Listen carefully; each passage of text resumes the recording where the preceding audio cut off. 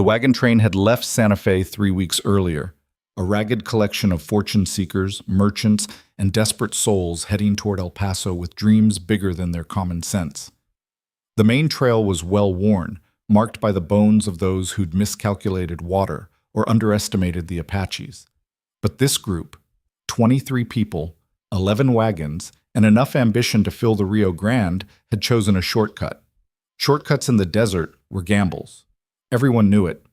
But time was money, and the man who'd proposed the route, a silver-tongued trader named Elias Pike, had painted such a vivid picture of early arrival and premium prices that even the cautious had been swayed.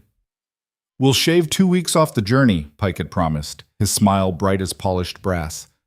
2 weeks means our goods hit El Paso before the competition. First to market, gentlemen. First to profit. Cole Mercer hadn't liked it.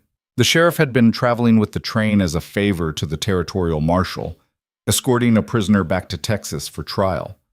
Dane Cross was wanted for killing a rancher outside Albuquerque, shot him dead over a land dispute, or so the warrant claimed. Mercer had tracked him for 3 months before cornering him in a Colorado mining camp. Now Cross rode in the back of Mercer's wagon, wrists manacled to an iron ring bolted to the bed. He was a lean man, maybe 30, with dark hair that fell past his collar and eyes the color of creek water, clear, cold, and hard to read. He didn't complain about the chains or the heat, didn't protest his innocence or curse his fate. He just watched everything with that unsettling calm, like a man who'd already accepted whatever came next. Lena Voss drove her own wagon, a fact that raised eyebrows among the men. A woman traveling alone was unusual enough. A woman who could handle a team of mules, shoot straight, and speak her mind without apology, that was practically revolutionary. She joined the train in Santa Fe, her wagon loaded with bolts of fabric, sewing notions, and carefully packed jars of preserved fruits. "Opening a dress shop in El Paso," she'd told Mercer when he'd questioned whether she understood the dangers. "And before you ask, Sheriff, yes, I can shoot. Yes, I know the risks. And no, I don't need a man to protect me." Mercer had liked her immediately, though he'd never say so. She had spine. In this country, that mattered more than muscle. The shortcut Pike had proposed ran south of the established trail, through territory that was technically open but realistically dangerous. It skirted the edge of Apache land and cut through desert that most travelers avoided. Water would be scarce. The terrain was unforgiving, but Pike had sworn he'd made the journey twice before without incident. 3 days into the detour, they found the rider. It was Lena who spotted him first. The wagons had stopped for the midday rest, clustered in whatever shade could be found, which wasn't much. The desert stretched endlessly in all directions, broken only by scattered mesquite and the occasional tortured Joshua tree. Lena had wandered a short distance from the camp, seeking privacy, when she saw the horse. It stood maybe 100 yards out, head down, reins dragging, no rider. She approached carefully. The horse was lathered, trembling with exhaustion. Its saddle was expensive, hand-tooled leather with silver conchos, the kind of tack a successful man would own. Then she saw the blood trail. "Sheriff!" Her voice carried across the camp, sharp with urgency. Mercer came at a run, hand on his pistol. Pike followed, along with several others. They found the rider 20 feet from where his horse had stopped. He'd crawled that far before collapsing. The man was maybe 40, well-dressed despite the dirt and blood. He'd been shot twice, once in the side, once in the shoulder. The wounds were several hours old, maybe more. He was still breathing, but barely. "Water," Mercer ordered, kneeling beside the man. Lena was already there with her canteen. They got some liquid past his lips. The man's eyes fluttered open, unfocused. "Easy," Mercer said. "You're safe now. Who did this?" The man's hand fumbled at his belt, trying to reach something. Mercer helped him, drawing out a leather pouch attached to a rawhide cord. The pouch was heavy. "Gold," the man whispered. His accent was Eastern, educated. "Found it. 3 days north, buried where the dead sleep." Pike leaned in, eyes bright with sudden interest. "Where exactly?" "What dead?" Mercer shot him a look that could have curdled milk. "Give the man space." But the dying man was focused on Mercer now, his hand gripping the sheriff's wrist with surprising strength. "Markers? Stone markers, old tribal ground, gold everywhere, just lying there. His breathing hitched, blood bubbled at the corner of his mouth. They found me, warned me. I didn't listen. His eyes widened with something that might have been regret or terror. The dead don't share their gold. The hand on Mercer's wrist went slack. The light faded from the man's eyes. Silence settled over the group like dust. Then Pike reached for the pouch. Mercer caught his wrist. That stays with me. The man's dead, Sheriff. He's got no use for it. It's evidence. Could be stolen. Could be connected to his murder. Could be a gift from heaven, Pike countered, but he stepped back, hands raised in mock surrender. Just saying, Sheriff. Man finds gold, man gets killed for gold. Story's older than the desert. Doesn't mean we should ignore what he found. Mercer opened the pouch. 8 nuggets spilled into his palm, each the size of a quail's egg. Raw gold, barely processed, with quartz still attached. The kind of gold that came straight from the ground. A murmur ran through the gathered crowd. That's $1,000, easy, someone whispered. More, Pike said confidently. That's high-grade ore. 2,000, maybe 3. Lena stood back, watching the men's faces transform. She'd seen this before. The way gold changed people. Changed the light in their eyes, the set of their shoulders. Made them forget sense and caution and everything that kept them alive. We should bury him, she said quietly. We should find where he got that gold, countered a bullwhacker named Sykes. He was a thick-shouldered man with a scar across his forehead and a reputation for violence. Man said 3 days north, stone markers, tribal ground. Can't be that hard to find. Tribal ground means Apache, Mercer said flatly. Means sacred sites. Means death to anyone foolish enough to trespass. Means gold, Pike said, his voice smooth as silk. Enough gold that a man was willing to die for it. Enough gold to set us all up for life. He looked around at the assembled faces, reading them like a card-sharp reading marks. We're already on a shortcut through dangerous territory. We're already taking risks. What's a few more days if it means we arrive in El Paso rich instead of just on time? It means crossing into forbidden territory, Mercer said. It means violating treaties. It means starting a war. Only if we're caught, Pike smiled. Only if we're greedy enough to stay. But if we're smart, if we go in quick, take what's lying on the surface and leave, who's to know? I'll know, Mercer said, and I'm not doing it. Fine. You escort your prisoner to Texas, Sheriff. The rest of us will take a little detour. A day, maybe 2. We'll catch up with you in El Paso. Mercer looked at the faces around him. He saw the hunger there, the calculation. These weren't bad people, not all of them. But they were desperate people, desperate for a better life, a bigger stake, a chance to rise above the endless grind of frontier survival. And gold was the great seducer, the promise that whispered, just this once, just this one lucky break, and everything changes. Anyone who goes looking for that gold is a fool, Mercer said quietly, and I won't be responsible for what happens to fools. He turned and walked back toward his wagon. Pike watched him go, then looked at the others. Sheriff's got his duty. We've got our opportunities. Who's with me? Hands went up. Not all of them, but enough. Lena stood apart, arms crossed, watching the group fracture in real time. This was how it happened, she thought. This was how civilized people became savages. Not all at once, but degree by degree, compromise by compromise, until the line between right and wrong blurred into nothing. They buried the dead man in a shallow grave. The ground was too hard for anything deeper.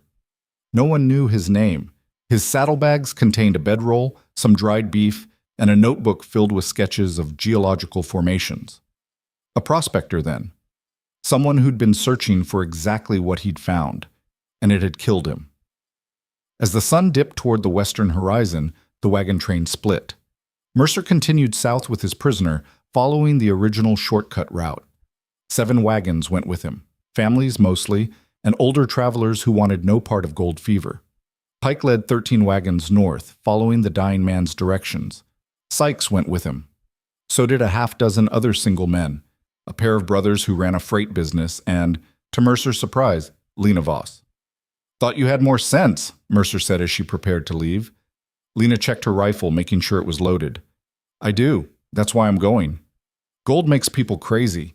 Gold makes people dangerous, she corrected, and I'd rather be where I can see the danger coming than pretend it doesn't exist. Besides, she looked toward the northern horizon, where the sun was painting the sky in shades of copper and blood. If there really is gold out there, I want my share. I'm tired of being poor, Sheriff.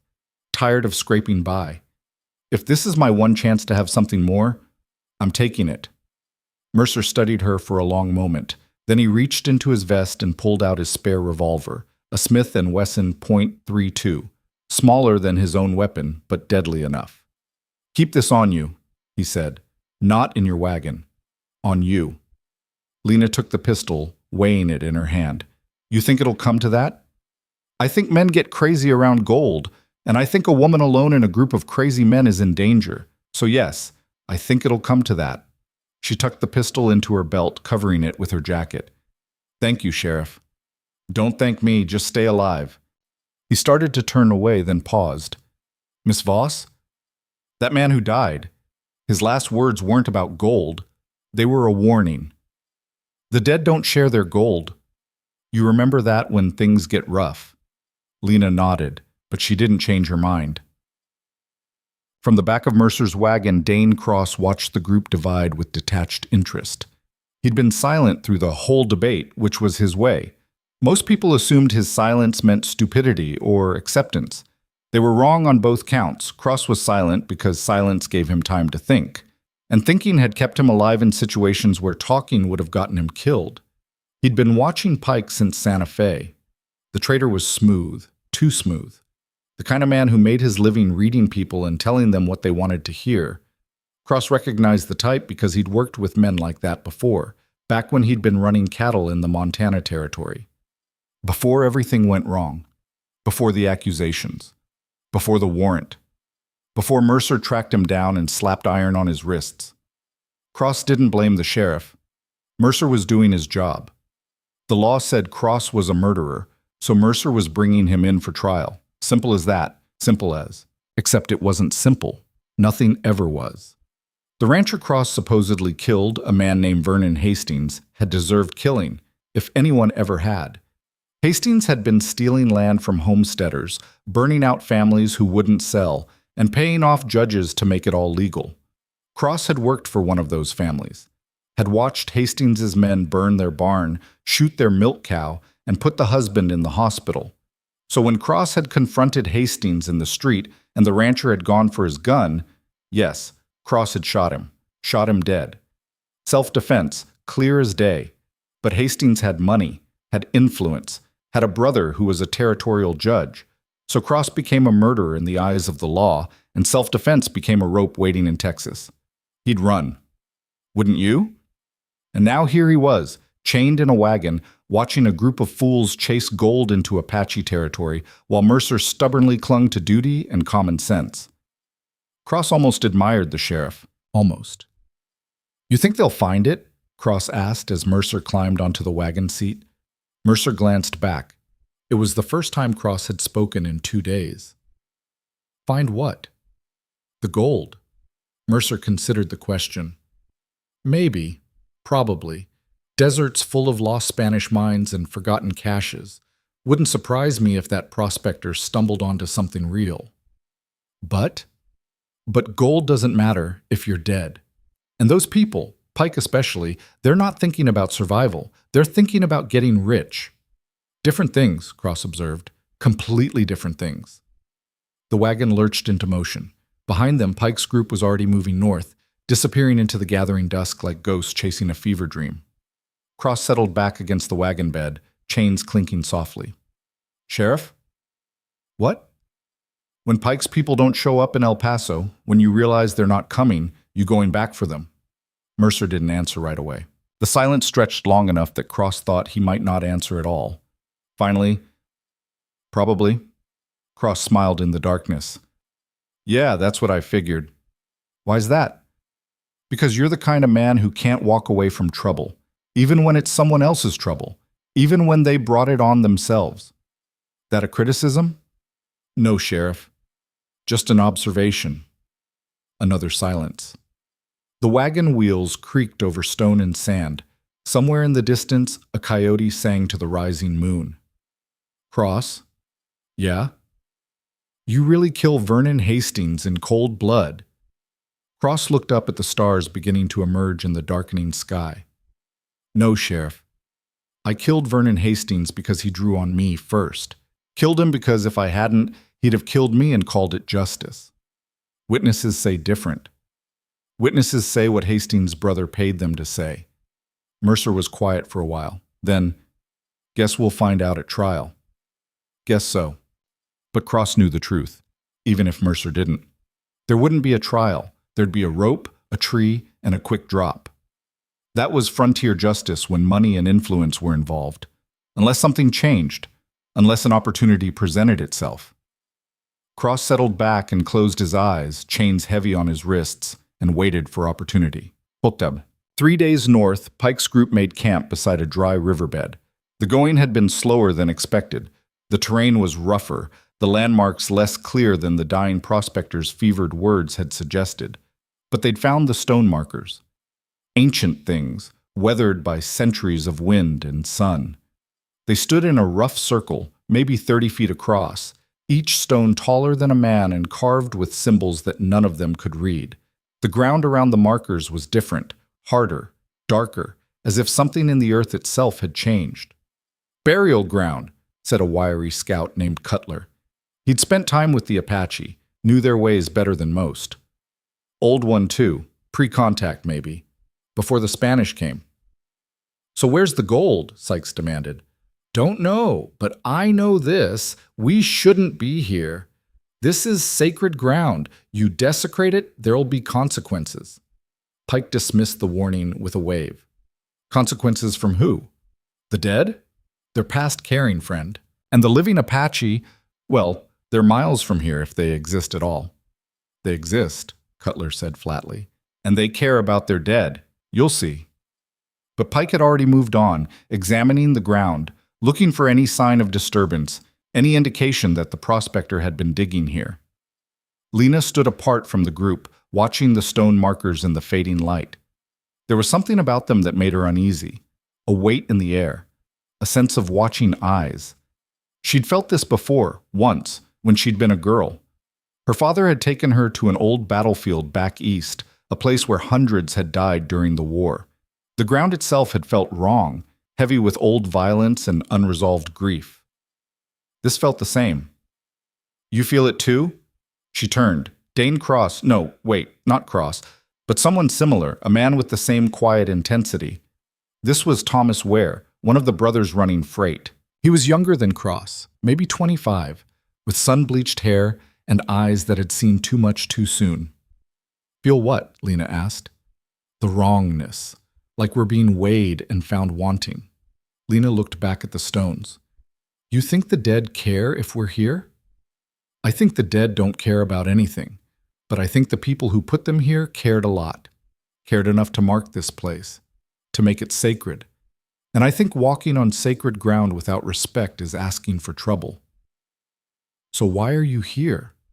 Ware smiled, but there was no humor in it. Because I'm broke, Miss Voss. Because my brother and I have been hauling freight for 3 years and have nothing to show for it but calluses and debt. Because I'm tired of being poor. He paused.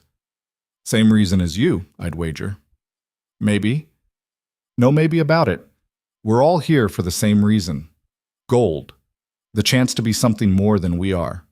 He looked at the stone markers, then back at her. Question is, what are we willing to pay for it? Before Lena could answer, a shout went up from the far side of the camp. Found something! They ran. Pike and Sykes had been digging near the southern edge of the marker circle. Not deep, just scraping away the surface layer of sand and pebbles. And there, gleaming in the last light of day, was gold. Not nuggets like the prospector had carried. This was different. Smaller pieces, but everywhere, mixed in with the soil like someone had ground up jewelry and scattered it across the earth. My God, someone whispered. Pike dropped to his knees, running the golden sand through his fingers. His hands were shaking. It's everywhere. It's in the soil itself. How? Sykes demanded. How is it just lying here? Funeral offerings, Cutler said quietly. The Apache bury their dead with goods, jewelry, weapons, tools. Over time, it breaks down, gets scattered. If this is an old enough burial ground, there could be pounds of gold mixed into this soil. Pounds. Pounds, Pike repeated, his voice distant. Pounds of gold, just sitting here, waiting. Waiting for someone stupid enough to steal it, Cutler finished. But nobody was listening to Cutler anymore.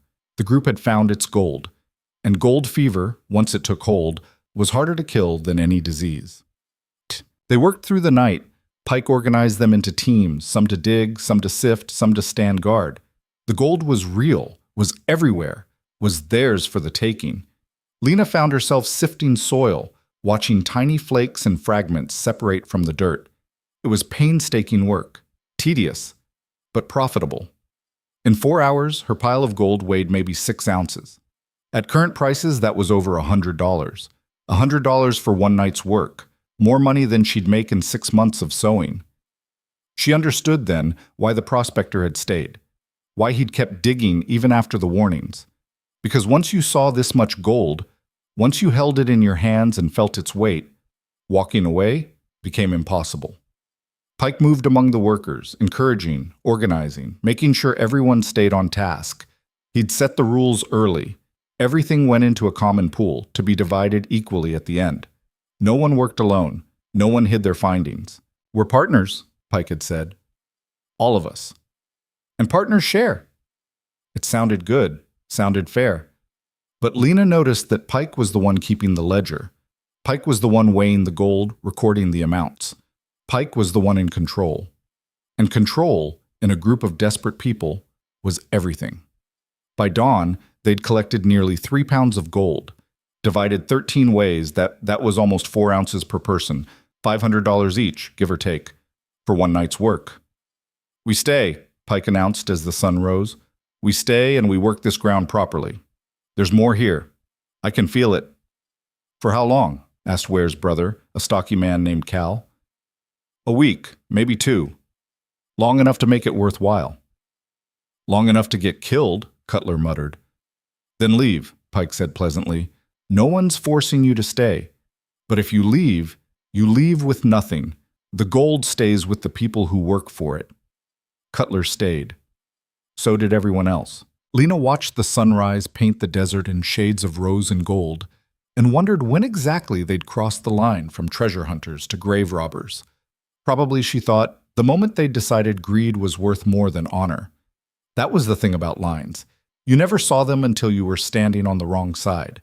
And by then, it was too late to go back. The sun climbed higher, turning the desert into a furnace. The stone markers cast long shadows that shortened and disappeared as noon approached, and still the digging continued. What had started as organized teams had devolved into a chaotic scramble, each person working their own patch of ground, eyes darting sideways to see if their neighbors were finding more. Lena's hands were blistered and raw. Her back screamed with every bend, every scoop of soil. But she kept working, kept sifting, because the alternative, stopping while others gained ground, was unthinkable. The gold changed everything. Changed the way people looked at each other, the way they spoke, the careful distance they maintained. By midday, the original rules had already started to crack. That's my section, Sykes growled at a younger man named Porter, who'd drifted too close to where Sykes had been working. I marked it out this morning. Don't see your name on it, Porter shot back. He was barely 20, lean as a rail, with the kind of desperate hunger in his eyes that came from growing up with nothing. Ground's open to anyone. Was open. I claimed it. Now back off before I make you. Porter's hand moved toward his belt where a knife hung in a worn sheath. Sykes saw the movement and shifted his stance, ready. Gentlemen, Pike appeared between them like a stage magician, hands raised in placating gesture. There's enough gold for everyone, no need for conflict. Porter, work the eastern quadrant. Sykes, you've got the south, plenty of ground, plenty of wealth. We stay civilized, we all profit. The two men separated, but the tension remained. Lena saw it spreading through the camp like smoke from a wildfire. Suspicion, resentment, the slow poison of greed turning allies into competitors. Thomas Ware noticed it too. He worked near Lena, close enough to talk, but far enough to maintain propriety. His brother Cal was on the other side of the camp near the wagons, standing guard. "It's falling apart," Ware said quietly, sifting dirt through his fingers. "Pike's losing control." "He never had control," Lena replied. "He just had an idea everyone wanted to believe in. Now they've got gold in their hands. Real gold. They don't need his ideas anymore." "Then what's holding us together?" "Nothing. Just the fear that leaving means losing our share." Ware glanced at her, and Lena saw respect in his eyes. "You're sharper than you look, Miss Voss."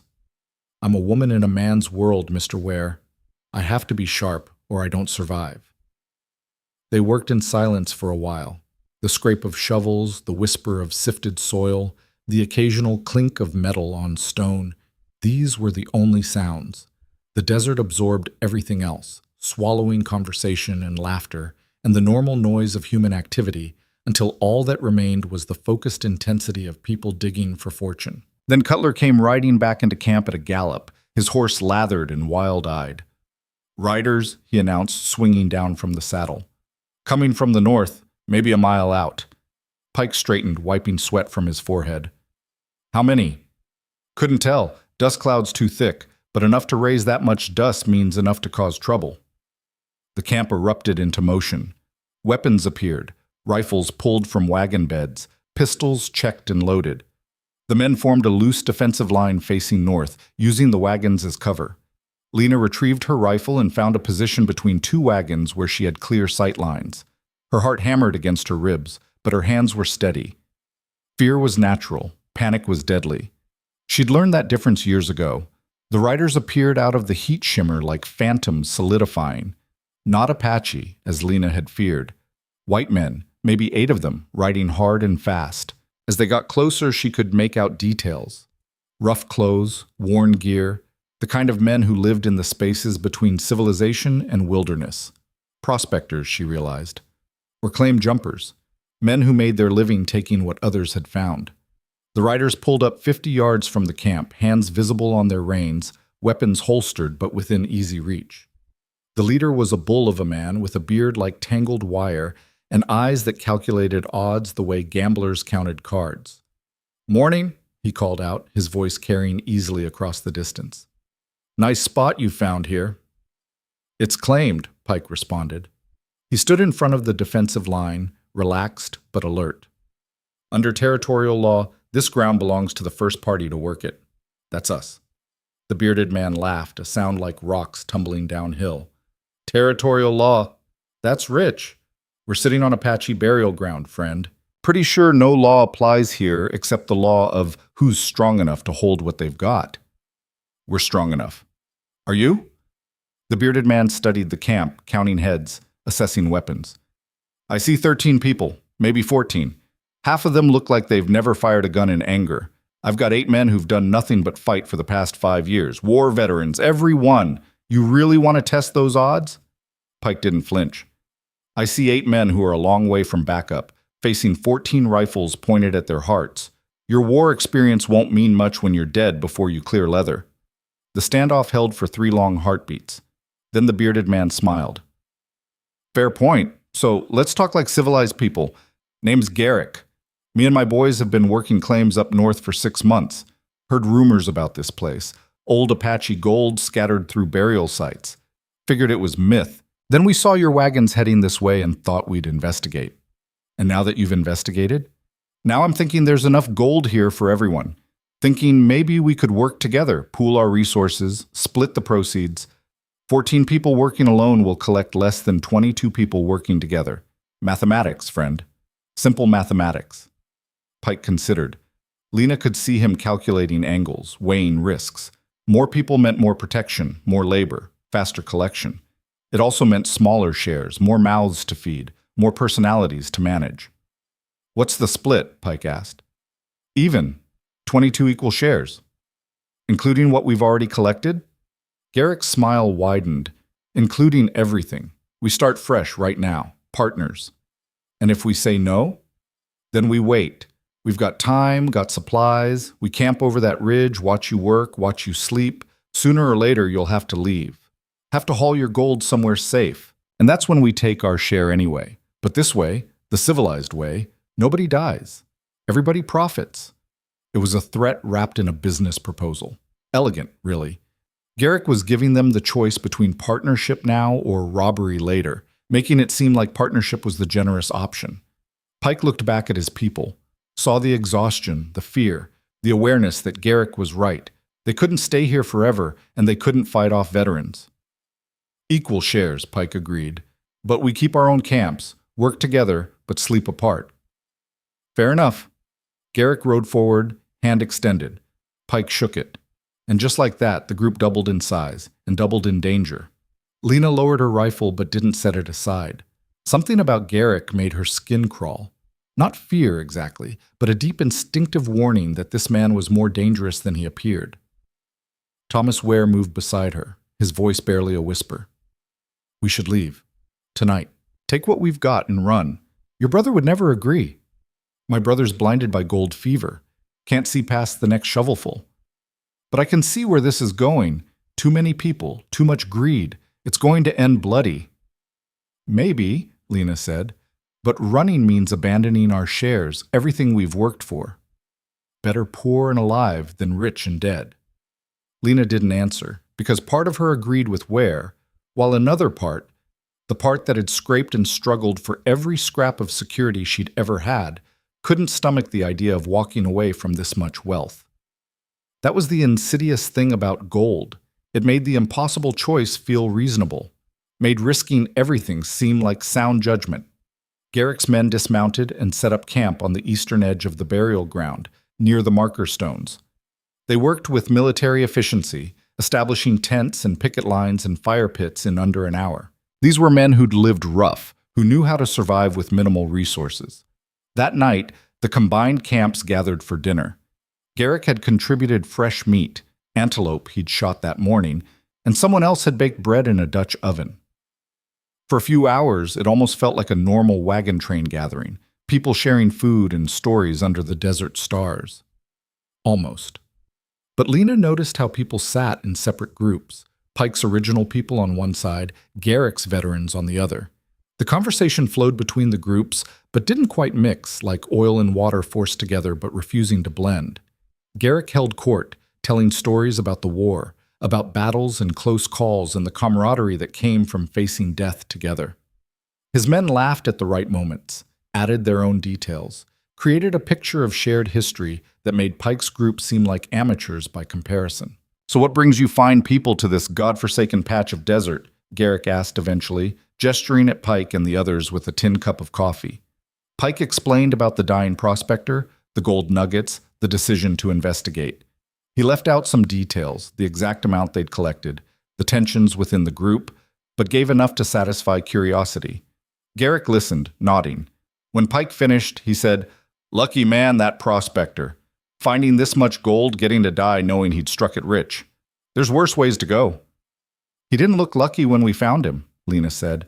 "He looked terrified." Garrick's attention swiveled to her, and she felt the weight of it. His eyes were pale, almost colorless in the firelight. "Terrified of what, Miss Voss? And I don't know. That's what worried me. Apache, probably. They don't take kindly to grave robbers." "Is that what we are?" Lena asked quietly. "Grave robbers?" The question hung in the air. Several people shifted uncomfortably. Garrick smiled. "We're fortune hunters, Miss Voss. Opportunists. The dead have no use for gold, so we're putting it to better use. That's not robbery. That's practical economics. The Apache might see it differently. The Apache aren't here, and if they were, well," he gestured at the armed men around the fire.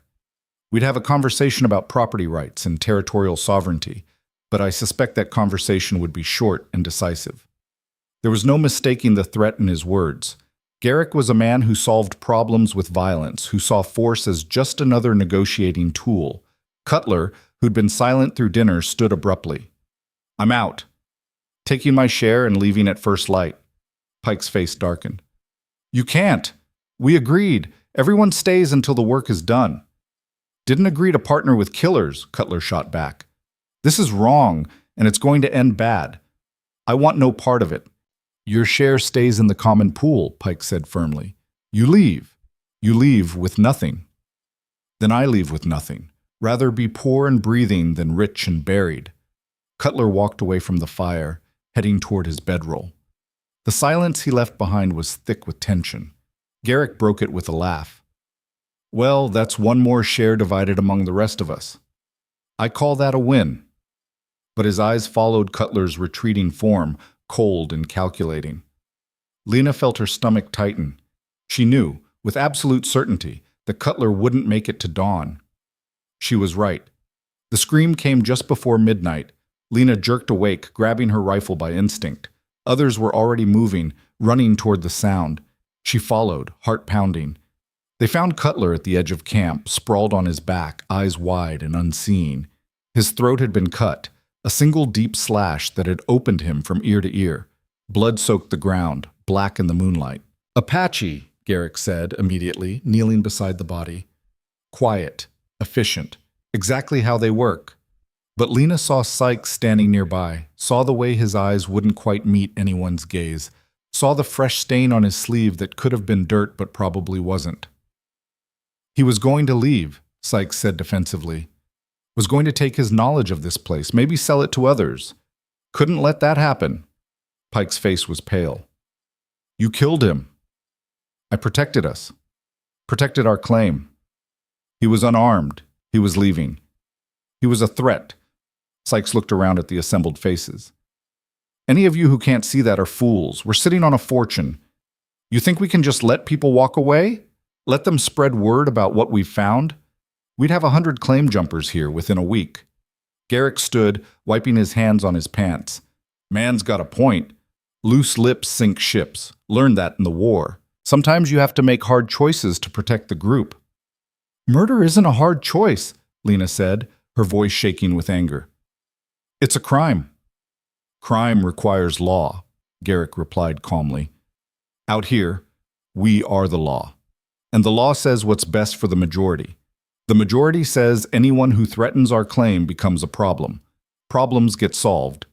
He looked at Pike. Unless you disagree? Pike stood frozen, caught between morality and pragmatism.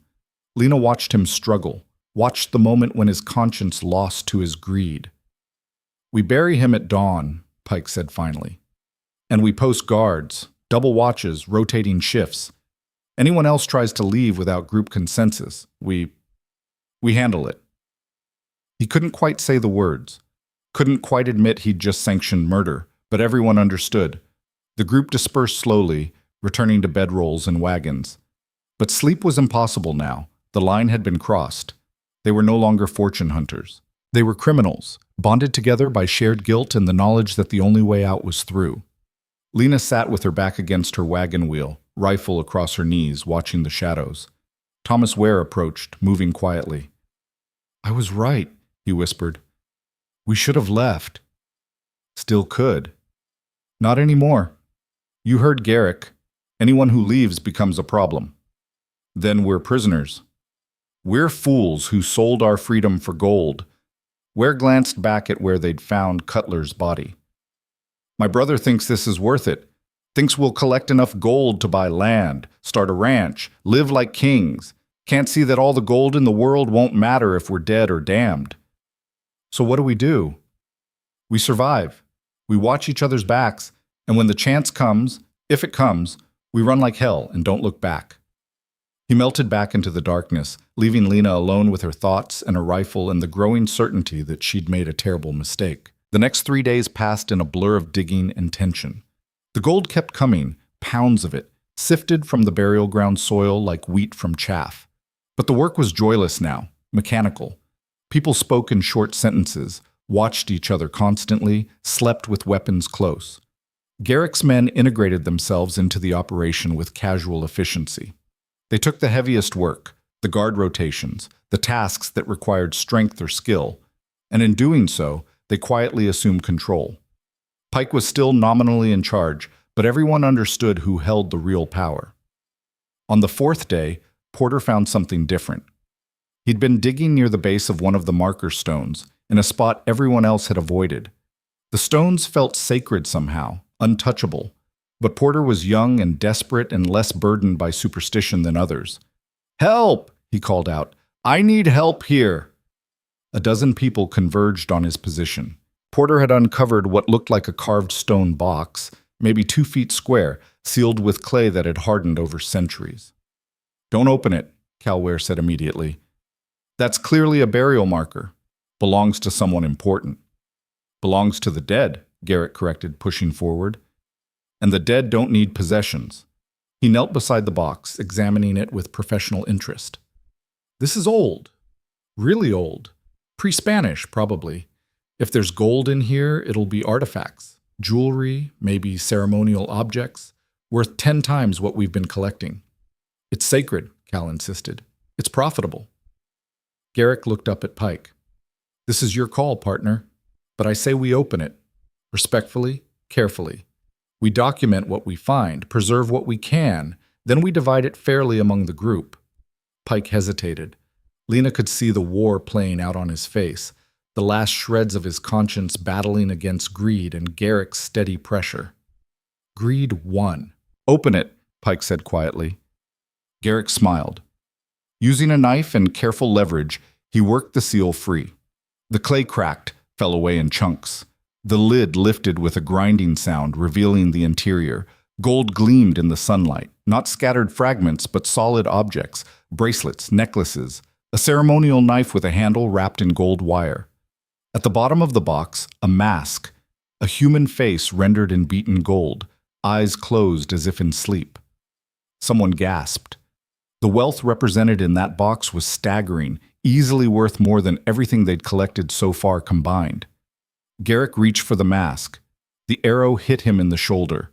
It came from nowhere, silent and deadly, punching through cloth and flesh with a wet thud. Garrick staggered back, hand going to the shaft, face twisted in shock and pain. "Apache!" someone screamed. Chaos erupted.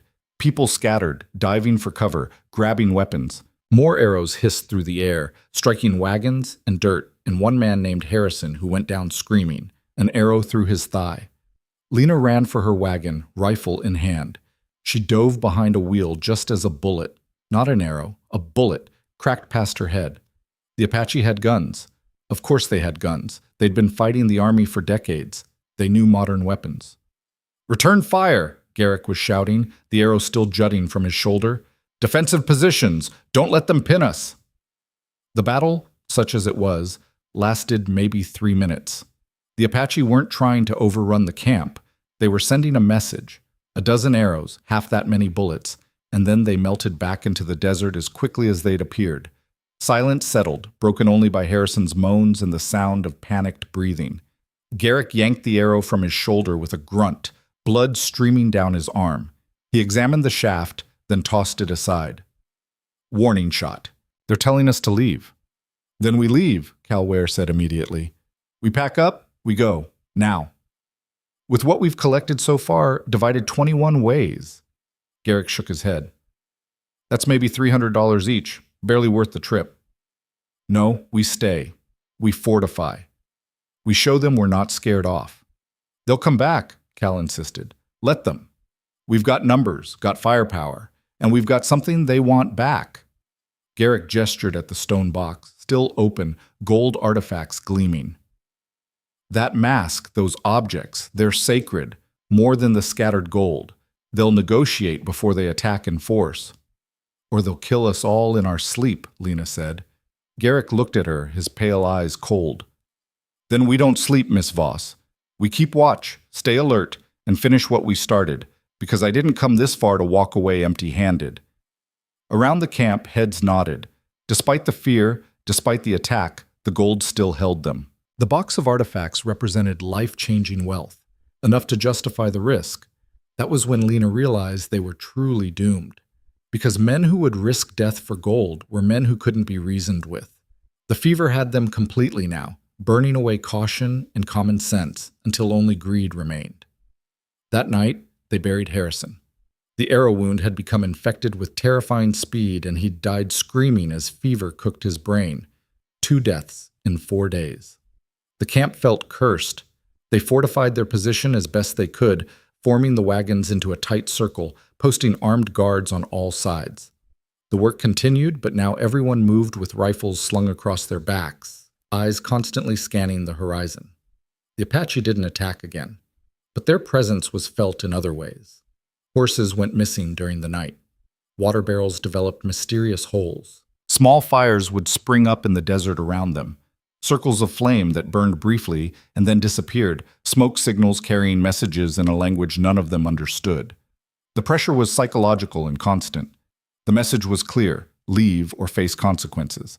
But still they stayed, still they dug. The pile of gold grew larger, the shares more valuable, the stakes higher with each passing day. On the seventh day, Thomas Ware came to Lena with a proposal. "There's going to be a reckoning," he said quietly. They were working side by side, far enough from others to speak privately. "Garrick's planning something. I can see it in how his men position themselves, how they watch Pike's people. They're going to make a move." "When?" "Soon. Before we're ready to leave. They'll kill enough of us to take full control, claim self-defense or Apache attack, and keep the lion's share of the gold." "You're sure?" "I've seen men like Garrick before. War taught them that violence solves problems, and we're a problem. Too many people dividing too small a pie." Lena's hands stilled in the dirt. "What do you want to do?" "Leave. Tonight. You, me, Cal. We take what we can carry, our personal shares, whatever fits in saddlebags. We ride hard for El Paso, don't stop until we're somewhere with law and witnesses." "Pike won't allow it. Pike's not in charge anymore. And besides, we won't ask permission." Lena thought about it. Thought about the gold she'd collected, the wealth waiting to be divided. Thought about Cutler with his throat cut and Harrison dying of infection and the arrows that had whispered past her head. "Tonight," she agreed. "But we need to be smart. Take supplies, water, ride north first, then circle east.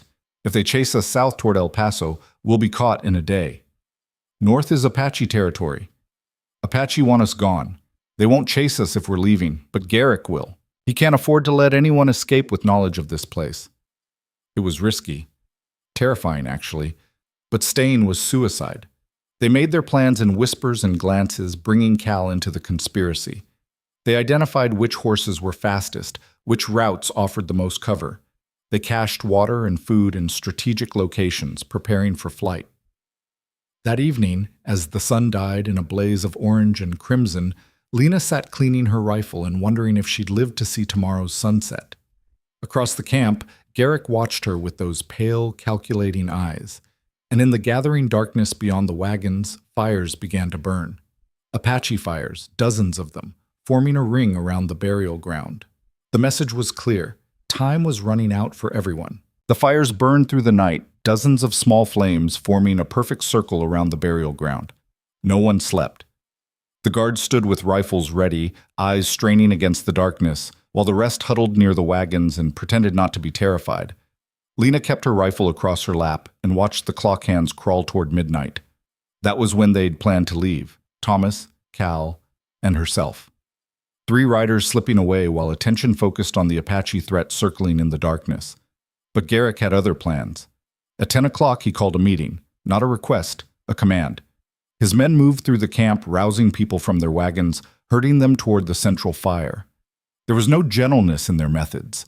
These were soldiers following orders, and anyone who hesitated found a rifle barrel encouraging compliance. Pike stood beside Garrick near the fire, but the dynamic had shifted completely. Pike looked diminished, uncertain. Garrick stood like a general addressing troops, shoulders back, jaw set, eyes cold with purpose. "We have a problem," Garrick announced once everyone had gathered. "Actually, we have several problems. The Apache want us gone. Some of you want to leave. And the gold we've collected needs to be protected and transported. These problems require solutions." He gestured to one of his men who dragged forward a canvas sack.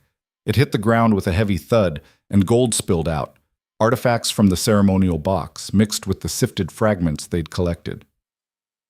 "This represents approximately $8,000 in gold," Garrick continued. "Divided among 21 people, that's less than 400 each, barely worth the risk we've taken, but divided among 10 people? That's 800 each, a real stake, life-changing money." The implication hung in the air like smoke. "You're talking about cutting shares," Pike said slowly. "We agreed everyone gets equal parts.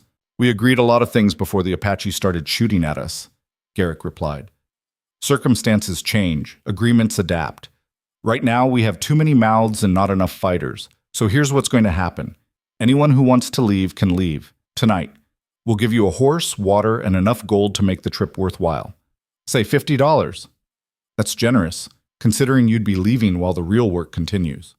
The real work is done, Cowboy said, stepping forward. We've stripped this ground. Anything left isn't worth dying for. That's where you're wrong, Garrick smiled. See, I've been watching the Apache, watching where they position their fires, where they don't go. There's a pattern. They're protecting something specific, and I think I know what it is. He pointed toward the northern edge of the burial ground, where the stone markers were tallest and most elaborate. The really valuable artifacts aren't in the scattered graves. They're in the central burial chamber, the tomb of whoever ran this tribe. That's what the Apache are really protecting, and that's where we'll find enough gold to make this worth our while. You're insane, Thomas Ware said flatly.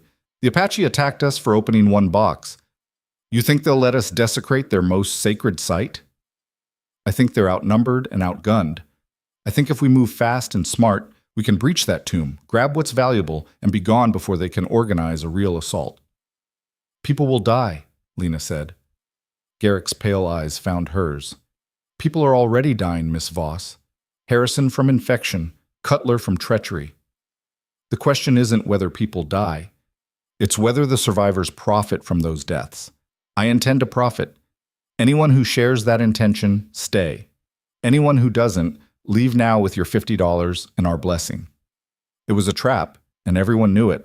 Anyone who took Garrick's offer would be dead before they made it a mile from camp. Either Garrick's men would hunt them down, or the Apache would. The choice wasn't between staying and leaving. It was between dying now or dying later. I'm staying, Sykes said immediately. This is the biggest score I'll ever see. I'm not walking away from it. Others nodded agreement. Not all of them. Lena could see fear and doubt on several faces, but enough. Enough to give Garrick the force he needed.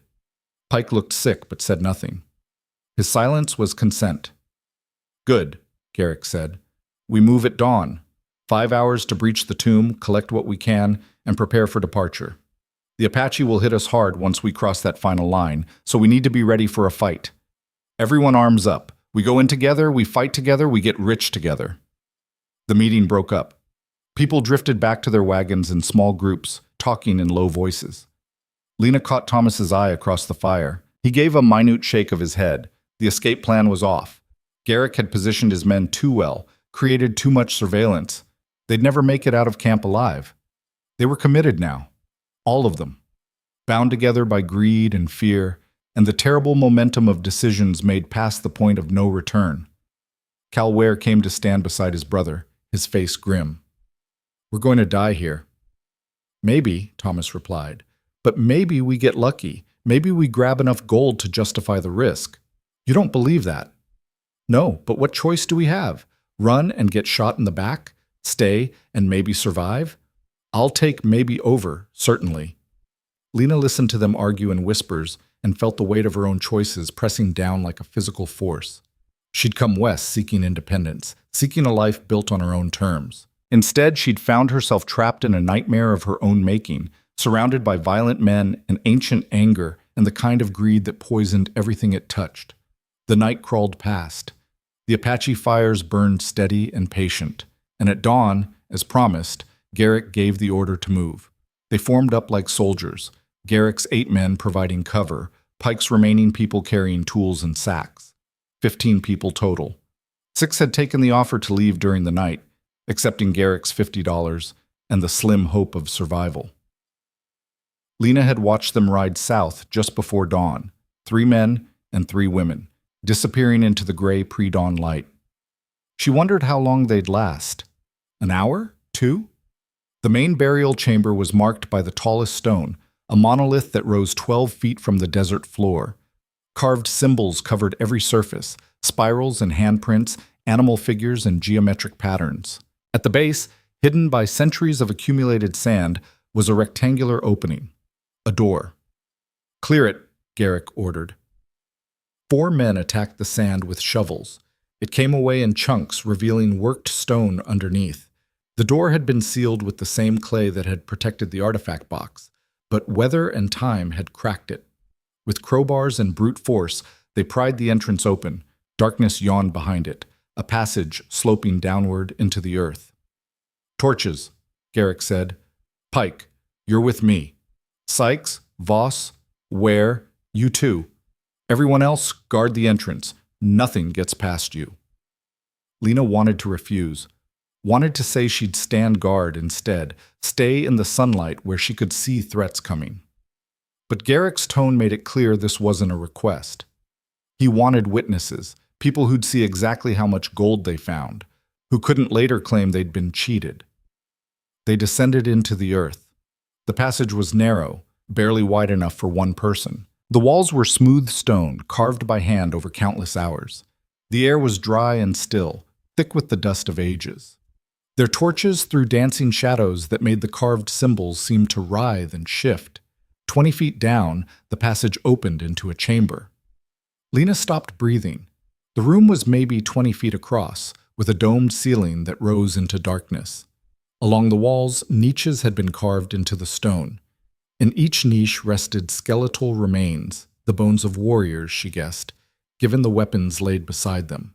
Spears, clubs, bows, and jewelry. So much jewelry. Bracelets on arm bones, necklaces draped across rib cages, rings on finger bones. All of it gold.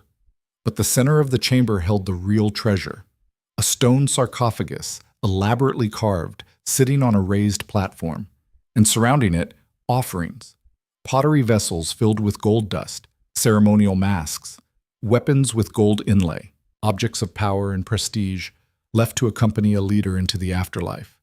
"Mother of mercy," Pike whispered. Garrick moved forward like a man in a trance. He reached the sarcophagus and ran his hand along its surface, feeling the craftsmanship. "This is it. This is the score that changes everything." "We shouldn't be here," Thomas said. His voice echoed strangely in the enclosed space. "This is wrong. All of it." "Wrong would be leaving it to rot," Garrick countered. "We're preserving history, giving these artifacts value. The dead don't care where. Only the living matter." He tried to open the sarcophagus. The lid was heavy, carved from a single piece of stone. It took all 5 of them to shift it, sliding it aside with a grinding sound that made Lena's teeth ache. Inside lay the chief, or king, or whatever title his people had used. The bones were small, delicate. A woman, Lena realized. They'd buried a woman leader here, surrounded by the treasures and weapons of her authority. And covering her skeletal form was a breastplate made entirely of gold. Garrick reached for it. The sound came from everywhere at once, a low, thrumming vibration that seemed to emanate from the walls themselves. Not mechanical, not natural. Something other. "What is that?" Pike asked, his voice high with sudden fear. "Cave in," Sykes said. "The structure's unstable. We need to—" The first arrow came through the passage entrance, skittering across stone with a metallic shriek before embedding in the far wall. "They're inside!" Someone screamed from above. Gunfire erupted. The flat crack of rifles, the deeper boom of shotguns. Screaming, the sounds of fighting, close and desperate. Garrick grabbed the golden breastplate, yanking it free from the bones with no ceremony. "Move! Everyone out!" They ran for the passage. Lena was third in line behind Garrick and Pike. She could hear Thomas and Sykes behind her, their breathing harsh and panicked. They emerged into chaos. The Apache had hit the camp from all sides simultaneously, materializing from the desert like spirits. But these weren't spirits. These were warriors, 20, maybe 30 of them, armed with rifles and bows and the kind of cold determination that came from defending sacred ground. Garrick's perimeter had collapsed. His men were falling back toward the wagons, firing as they retreated. Bodies lay in the sand, some Apache, but more from the expedition. The defensive formation had shattered. "To the horses!" Garrick bellowed, still clutching the golden breastplate. "We ride out!" But the horses were gone. The Apache had stampeded them during the initial assault, driving them into the desert. Only 2 remained, and those were already being claimed by Garrick's men. Lena ran for the wagons. Thomas was beside her, rifle up, scanning for threats. An Apache warrior appeared from behind a wagon, rifle rising. Thomas fired first. The warrior went down, and they kept running. They made it to Lena's wagon. She dove underneath while Thomas took position behind a wheel, covering her. Around them, the battle raged, desperate, close-quarters fighting where every second meant the difference between life and death. "We can't stay here," Lena shouted over the gunfire. "Can't run either." Thomas fired twice, working the lever on his rifle between shots. "They've got us surrounded." A bullet tore through the wagon above Lena's head, punching through wood with a sound like a splitting axe. She pressed herself flatter against the ground, trying to make herself smaller. Across the camp, she saw Garrick rallying his remaining men, trying to form a fighting retreat toward the south. He still had the breastplate, held it like a shield against his chest as he ran. Bullets chased him, kicking up sand at his heels. But he made it to the rocks at the edge of the burial ground and disappeared into cover. Pike wasn't so lucky. Lena saw him go down, clutching his leg, screaming. An Apache warrior reached him before anyone could intervene. The warrior's knife flashed once. Pike's screaming stopped. "We have to move!" Thomas grabbed Lena's arm, hauling her out from under the wagon. "Now, while they're focused on Garrick's group." They ran east, away from the main fighting. Cal appeared from behind another wagon, his face bloody from a graze wound. He fell in beside them, and the three of them sprinted for the desert. An arrow hissed past Lena's ear, so close she felt the feathers brush her hair. She didn't stop, didn't look back. Just ran with everything she had, legs pumping, lungs burning. They made it 50 yards before the ground exploded in front of them. Not literally, but it might as well have been. A line of Apache warriors rose from positions they'd dug into the sand, rifles leveled, blocking the escape route. Thomas skidded to a halt, nearly falling. "Back! Go back!" But behind them, more warriors were emerging from cover, closing the circle. They were surrounded, completely and utterly trapped. The warriors didn't fire.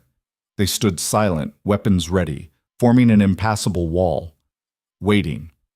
For what, Lena didn't know. But she knew it wasn't good. From the center of the Apache line, a man stepped forward. He was older, maybe 50, with gray threading through his long black hair. He wore a mixture of traditional clothing and cavalry uniform pieces, a blue jacket over buckskin, military boots with beaded moccasins. A leader, clearly. Someone who'd fought both with and against the army. He spoke in Apache, the words quick and sharp. Thomas shook his head, not understanding. The leader switched to English, heavily accented but clear. "You desecrate the dead. You steal what is sacred. Why?" "We needed the gold," Cal said stupidly. "We're just trying to survive." Survival does not require theft, does not require disrespect. The leader's eyes were dark and hard. "You were warned. The dying man warned you. We warned you. You chose not to listen." "We'll leave," Lena said quickly. "Right now. We'll leave everything. All the gold, all the artifacts. We'll go and never come back, please." "You think leaving makes this right? You think apology undoes violation?" The leader shook his head slowly. "The dead cry out. Their rest is disturbed, their treasures scattered. This cannot be forgiven with words." "Then what?" Thomas asked. "What do you want?" "Justice, balance. You take from us, we take from you." He gave a signal. The warriors moved forward. Lena raised her rifle, knowing it was futile but unable to just surrender. Beside her, Thomas and Cal did the same. 3 rifles against 30. No chance, no hope. But maybe they could take a few down. Maybe they could die fighting instead of begging. The leader saw their decision in their stance. He nodded, almost respectfully. "Brave. Foolish, but brave. You would fight when fight is pointless?" "Rather die standing than kneeling," Thomas said. "Then you understand honor." "Good. This makes what comes next easier." He spoke in Apache again. The warriors lowered their rifles slightly, not putting them away, but not aiming directly at the 3 anymore. "You have choice," the leader said. "You can die here, now, quick and clean. Payment for your crimes. Or you can help us reclaim what was stolen, restore what was damaged. Work for us, and maybe you live. Maybe you leave this place when balance is restored." "Work how?" Lena asked. "The others, the ones who fled south, the ones who hide in rocks. They have sacred objects, the breastplate, the ceremonial mask, other treasures. You help us recover these. You help us return our dead to proper rest. Do this, and your debt begins to be paid. It was a devil's bargain. Work for the Apache against Garrick's group or die immediately. But it was also the only chance they had. We'll help, Lena said before Thomas or Cal could argue. We'll do whatever you need. The leader studied her for a long moment. You speak for these men? I speak for myself, but I think they'll agree. Thomas and Cal exchanged glances. Then, slowly, they lowered their rifles. We'll help, Thomas confirmed, but we want your word. When this is done, when the artifacts are returned and the dead are properly buried, you let us go, free and clear. If you honor your word, we honor ours. This is the way of things. The warriors moved in, taking their weapons, not roughly, but firmly. They were prisoners now, but alive. For the moment, that was enough. The leader turned and started walking back toward the burial ground. Come, we have much work to do. And little time. The others will try to escape once darkness comes. We must be ready. Lena fell into step behind him, her mind racing. Garrick had the golden breastplate and likely other artifacts. He also had trained fighters and a defensive position in the rocks. Getting those artifacts back wouldn't be easy, even with Apache help. But the alternative was death. And Lena had already decided she wasn't ready to die. Not here. Not like this. They reached the burial ground and stopped. The scene was devastating. Bodies everywhere. At least 8 from the expedition, 3 Apache warriors. The wagons were burning, set alight during the fighting. Supplies, clothing, everything going up in smoke and flame. All that gold they'd collected, scattered across the sand. The sifted fragments they'd worked so hard to gather, now worthless. The Apache didn't want the processed gold. It had no sacred meaning. They wanted the artifacts, the ceremonial objects, the items that held spiritual significance. Your people took the breastplate, the leader said, gesturing toward where Garrick had disappeared. Also, the burial mask, several ceremonial weapons, the offering vessels. These must be returned. Garrick won't give them up, Cal said. He'll die first. Then he will die. The leader's tone suggested this was simply a fact, neither good nor bad. But better if he chooses life. Better if he understands that some things are more valuable than gold. Garrick only understands profit, Lena said. He's a man who measures everything by what it costs and what it's worth. Abstract concepts like honor or sacred ground don't mean anything to him. Then we teach him, or we bury him. Either way, balance is restored. The Apache began working immediately, organizing the recovery effort with military precision. Some warriors started gathering the scattered bodies, both their own dead and the expedition members, for proper burial. Others began salvaging what could be salvaged from the burning wagons, looking for the gold fragments and artifacts that might have been left behind. Lena, Thomas, and Cal were put to work helping seal the burial chamber they'd violated. Under Apache supervision, they hauled stones and mixed fresh clay, rebuilding the entrance they'd destroyed. It was hard labor, made harder by exhaustion and fear, but Lena welcomed it. Working kept her mind occupied, kept her from thinking about the bodies, the blood, the way everything had gone so catastrophically wrong. As they worked, the leader, his name, they learned, was Nantai, explained the significance of what they'd desecrated. That was the tomb of my grandmother's grandmother, he said, watching them seal the entrance. She was war chief when the Spanish first came. She fought them, negotiated with them, kept our people alive during the first great dying. When she passed, the entire tribe contributed to her burial. Every family gave something precious. The golden breastplate was forged from jewelry gathered from 50 families. The mask was a gift from allied tribes. Everything in that chamber represented unity, sacrifice, strength. And we stole it, Lena said quietly. You stole more than gold. You stole memory. You stole connection to our ancestors. You broke the chain between the living and the dead. Nantai's voice was calm, but Lena could hear the anger underneath. This is why we fight, not for treasure, for respect, for the right to honor our dead without interference. I'm sorry, Lena said. For what it's worth, I'm truly sorry. Sorry is a start. Action is what matters. You help us restore what was taken, and your sorry becomes meaningful. By mid-afternoon, they'd finished sealing the burial chamber. The entrance was covered, disguised, made to look like nothing more than natural rock formation. The Apache had plans to perform proper ceremonies later, to cleanse the site and re-sanctify the ground. But first, they needed to recover the stolen artifacts. Nantai gathered his warriors and his 3 prisoners. The ones who escaped are in the rocks 2 miles south. We have scouts watching them. 7 men remain. They are armed, fortified, and waiting for darkness to attempt escape. "So we hit them now," said one of the warriors, a younger man eager for revenge. "No. We offer them choice, same as we offered these 3. Surrender the sacred objects, leave in peace, or refuse and die." "They won't surrender," Thomas said. "Garrick's convinced that gold is worth dying for." "Then we will convince him otherwise." Nantai selected 6 warriors to accompany them.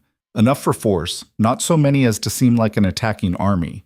They left the burial ground as the sun began its descent toward the western horizon, walking south through the desert toward Garrick's position. Lena walked between Thomas and Cal, her mind turning over possibilities and strategies. They were being used, clearly. The Apache needed someone to approach Garrick who wouldn't be immediately shot. Needed intermediaries who could explain the situation, make the offer credible. But Lena also saw an opportunity. If they could convince Garrick to surrender the artifacts, if they could somehow broker a peaceful resolution, maybe they'd all walk away from this nightmare alive. It was a slim hope, but it was something. They found Garrick's group exactly where the Apache scouts had indicated, tucked into a formation of boulders that provided natural fortification. The men had good sight lines, plenty of ammunition, and the defensive advantage of high ground. Nantai stopped 100 yards out, well beyond rifle range. He called out in English, his voice carrying across the distance. "Garrick, you and your men are surrounded. You have one chance to live. Surrender the sacred objects you stole, and you may leave in peace." Silence. Then Garrick's voice, hard and defiant. "Go to hell. We earned this gold. You want it. Come take it." "We will take it. Question is whether you die in the process." "Come find out!" A rifle shot cracked across the desert. The bullet kicked up sand 20 feet to Nantai's left. A warning shot, proving they had the range. Nantai didn't flinch. "Voss, you and the others, approach alone. Tell this fool what he faces." Lena looked at Thomas and Cal. "Stay here. If this goes wrong, run. Don't try to save me." "Lena," Thomas started, "I mean it. You've got a chance. Don't waste it on heroics." She walked forward before they could argue, hands raised to show she was unarmed. Her heart hammered against her ribs, but she kept her pace steady, her expression calm. Another warning shot, closer this time. She stopped. "Garrick, it's Lena Voss. I'm coming to talk. Don't shoot." A pause. Then, "Come ahead. Slowly." She resumed walking. 50 yards, 40, 30. Close enough now to see faces among the rocks. Garrick stood on a boulder, rifle in hand, the golden breastplate strapped across his chest like armor. Lena stopped at the base of the rocks, looking up. "You're alive," Garrick observed. "Surprising. I made a deal. We all did. Me, Thomas, Cal. We helped the Apache recover what was stolen. They let us go." "And you believe them?" "I believe they'll kill us if we don't cooperate. Same as I believe they'll kill you if you don't surrender those artifacts." Garrick laughed, the sound harsh and bitter. "Surrender? After everything we've been through? After all the people who died? I'm supposed to just hand over the score of a lifetime because some savages claim it's sacred?" "It is sacred, Garrick, and those savages have 30 warriors surrounding this position. You can't fight them all. You can't escape. Your only choice is surrender or death." "Wrong. My third choice is waiting them out. They can't stay here forever. Sooner or later, they'll have to pull back, deal with their own affairs. And when they do, we slip away." "With what horses? What supplies?" "The camp is destroyed. Everything burned. We've got water for 3 days, food for 5. We're dug in, defended. We wait." Lena felt frustration rising. "You're going to get everyone killed over gold you can't spend because you'll never make it out of this desert alive." "Maybe, maybe not. But I'm not surrendering." Garrick's pale eyes were flat, emotionless. "You want to help your Apache friends? Tell them we'll fight to the last man. Tell them it'll cost them warriors they can't afford to lose. And tell them that if they're smart, they'll let us go and count themselves lucky we don't come back with the army. The army won't help grave robbers. The army helps whoever pays them, and we've got enough gold to buy a lot of help. Lena realized then that there was no reasoning with him. Garrick had committed so completely to this course that turning back was impossible. He'd invested too much in violence, in theft, in the deaths of his own people, to walk away empty-handed. The gold had become more than wealth. It had become justification for everything he'd done. And men didn't surrender their justifications. They defended them to the death. "I tried," Lena said quietly. "Remember that. I tried to save you." She turned and walked back toward the Apache line, expecting a bullet in her back with every step. But Garrick let her go. He had nothing to gain from killing her, and maybe in some twisted way he still saw her as neutral ground. She reached Nantai and shook her head. "He won't surrender. He's going to wait you out." "Then we wait also. And when his water runs out, when his men grow weak and desperate, we will take what is ours." Nantai looked toward the rocks, his expression unreadable. "This ends only one way. Better if it ends quick, but if it must be slow, we have patience." The sun touched the horizon, painting the sky in shades of blood and gold. The Apache settled into siege positions, forming a loose ring around Garrick's rocks. They built small fires, posted guards, prepared for a long wait, and in the rocks, Garrick's men did the same, settling in for a standoff that could only end in violence. Lena sat with Thomas and Cal near one of the Apache fires, exhausted and hollow. She'd come west seeking freedom and found herself trapped in someone else's war. She'd chased gold and found only death. She'd made choices that seemed reasonable at the time, but had led her to this impossible place. "What happens now?" Cal asked quietly. "We wait," Lena replied. "We hope Garrick comes to his senses, and we pray that when this finally breaks, we're not standing in the crossfire." But she knew the truth. When this broke, and it would break, probably soon, everyone would be standing in the crossfire. Because that was the thing about gold. It pulled people in and wouldn't let them go until someone paid the price. And in the desert, under stars that had witnessed 1,000 years of human folly, that price was always measured in blood. The night stretched long and cold. Desert temperatures plummeted once the sun disappeared, and Lena huddled near the Apache fire, wrapped in a blanket one of the warriors had offered. Thomas and Cal sat nearby, their faces hollow with exhaustion and the weight of impossible choices. From Garrick's position in the rocks came occasional sounds, low voices, the clink of metal on stone, the cough of a man whose throat was already dry. They had water, but not enough. 3 days, Garrick had claimed. Lena suspected it was less. Nantai moved among his warriors with quiet authority, checking positions, speaking in low tones, maintaining discipline. These were experienced fighters who understood patience, who knew that siege warfare was as much about psychology as force. They didn't need to attack. Time was their weapon. Around midnight, one of Garrick's men tried to slip away. Lena didn't see it happen, only heard the brief scuffle, the grunt of impact, the sound of someone being dragged back toward the rocks. Then Garrick's voice, loud enough to carry across the darkness. "Anyone else want to try running? Anyone else think the Apache will let you walk away? Because Jenkins here just proved they won't. He made it 30 yards before they grabbed him. 30 yards. So we stay together, we fight together, or we die together. But we don't run." After that, silence settled again. But it was a different kind of silence now, brittle, strained, filled with the awareness that the siege was breaking men faster than thirst ever could. Lena dozed fitfully, jerking awake at every sound. In one of those half-conscious moments, she heard Thomas speaking quietly to Cal. "If they attack, stay low. Don't try to be a hero." "I'm not planning to be a hero. I'm planning to survive." "Good. Because Lena's right. We get out of this alive. We don't look back. We ride for El Paso, find the nearest lawman, and tell him everything. Let the territorial marshal sort out the mess." "You think anyone will care? Pike's dead. Garrick might be dead soon. Most of the expedition wiped out.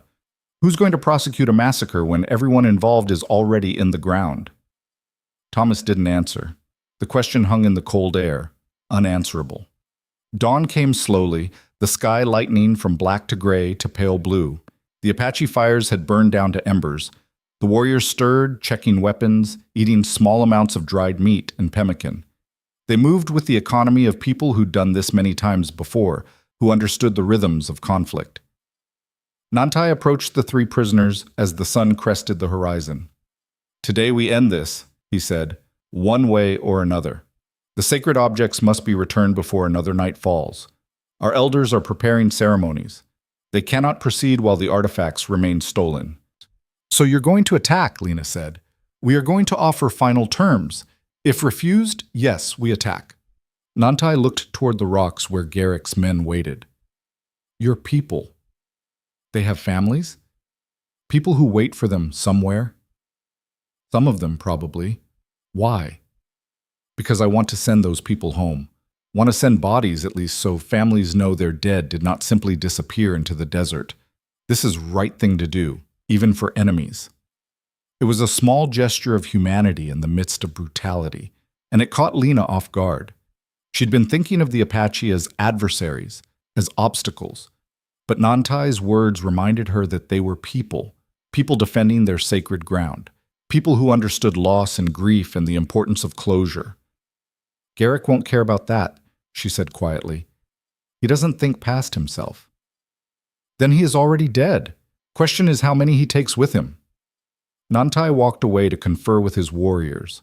Lena watched the sun climb higher, watched heat begin to shimmer off the rocks, and felt the days coming violent, settling over everything like a shroud. An hour later, Nantai made his approach. He walked forward alone, unarmed, hands visible, stopped 50 yards from Garrick's position, and called out, "This is your final chance. Surrender the sacred objects and you walk away. Keep them and you die. Choose now." Garrick appeared on the rocks, the golden breastplate still strapped across his chest. Even from a distance, Lena could see the changes in him. His face was gaunt, his movements jerky. Thirst and stress were already taking their toll. "I've got a counteroffer," Garrick shouted. "You let us go, and we'll tell the army we were attacked by bandits, not Apache. We'll keep your name out of it. No reprisals, no cavalry patrols, clean break for everyone." "The army already knows this place is sacred ground, already knows to stay away. Your lies mean nothing to us." "Then we're at an impasse." "No, we hold all advantages. You hold stolen property and delusions." Garrick raised his rifle, the movement sudden and sharp.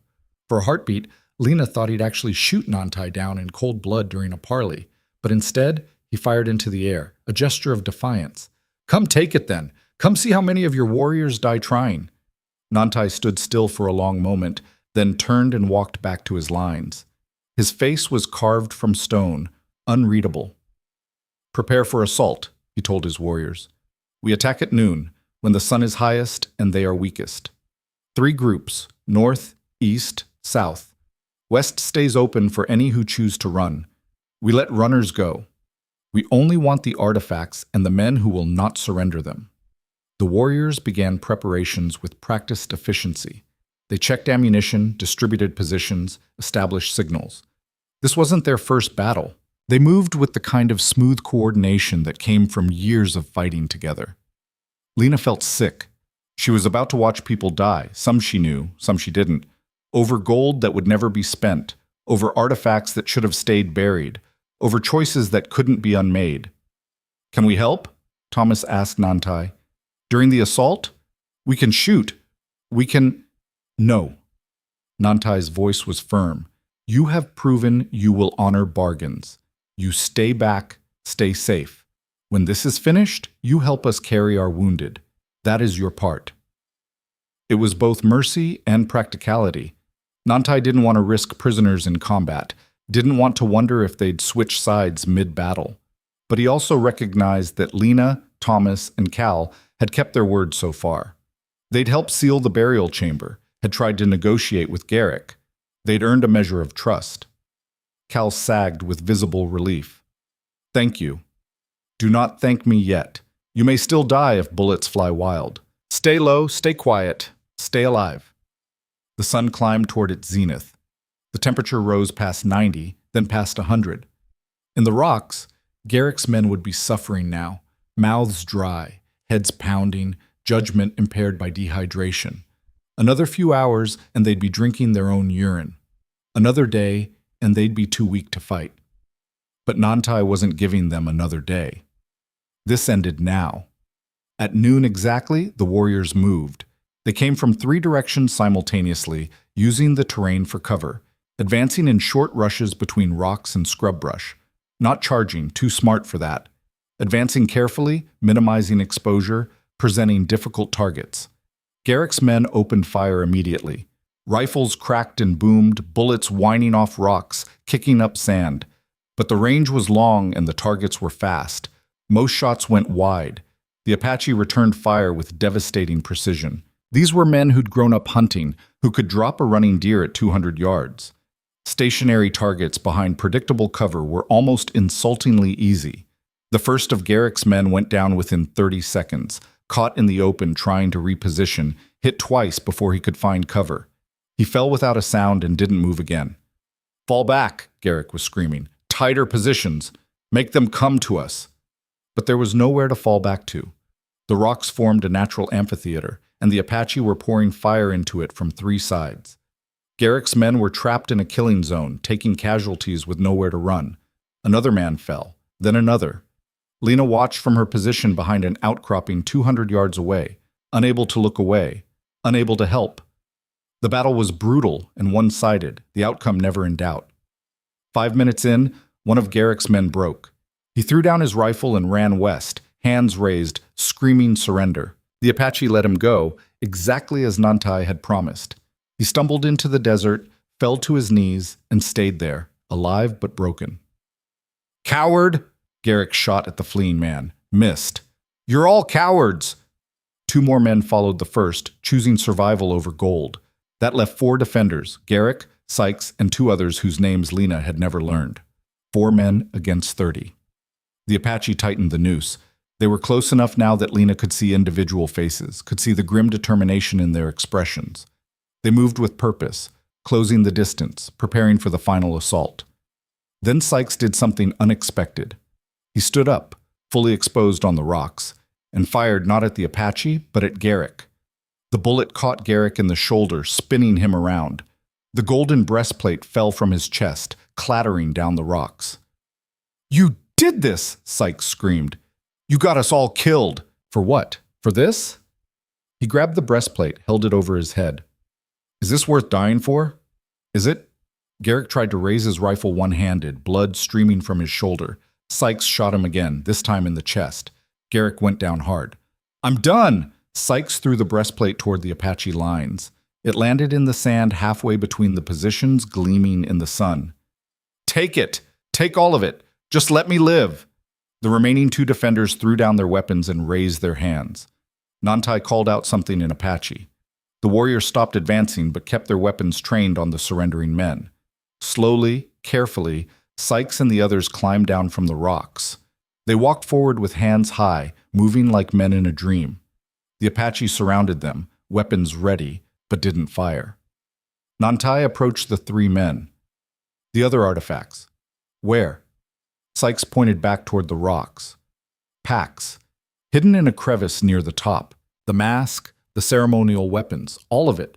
I'll show you. Just don't kill me." "You killed your own leader." "He was going to get us all killed anyway. I just sped up the inevitable." Nantai studied him for a long moment. Then he nodded. "Show us, and pray you speak truth." The warriors escorted Sykes and the other 2 back into the rocks. Lena waited, barely breathing, wondering if this was some kind of trap. But 5 minutes later, they emerged carrying sacks, the stolen artifacts, recovered intact. Nantai opened each sack, verifying the contents.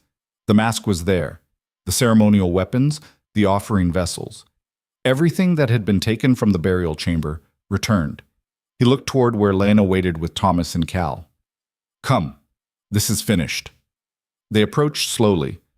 The 3 survivors from Garrick's group were on their knees, hands bound behind their backs. Garrick lay where he'd fallen, still breathing but unconscious, blood pooling beneath him. "He needs a doctor," Lena said. "He needs justice," Nantai corrected. "But justice can wait for the spirits to decide." If he lives until we return to the burial ground, we will treat his wounds. If he dies on the journey, that is also justice.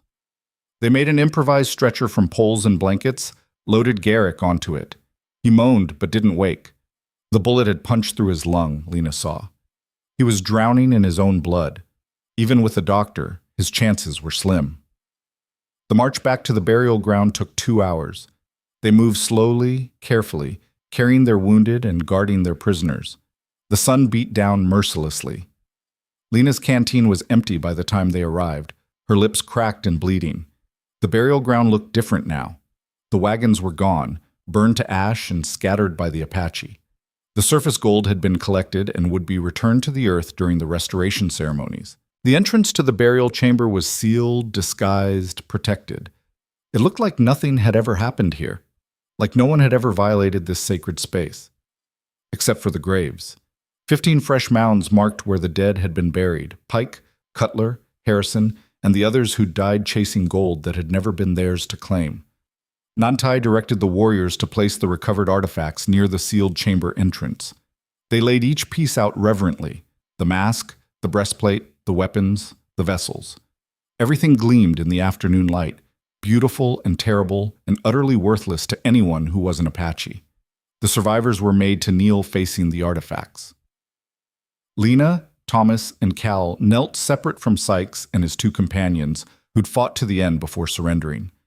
Garrick lay on his stretcher nearby, still unconscious, still bleeding. An elder appeared, an old woman with hair like silver wire and eyes that had seen too much. She spoke in Apache, her voice cracked with age but strong with authority. Nantai translated. She says the sacred objects will be cleansed and returned to their proper places.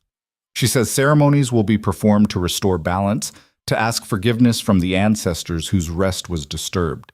She says this will take many days, many rituals. The elder spoke again, looking directly at the kneeling survivors.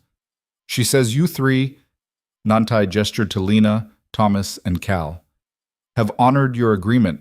You helped restore what was stolen. You did not fight when given the chance to fight. You chose life over gold.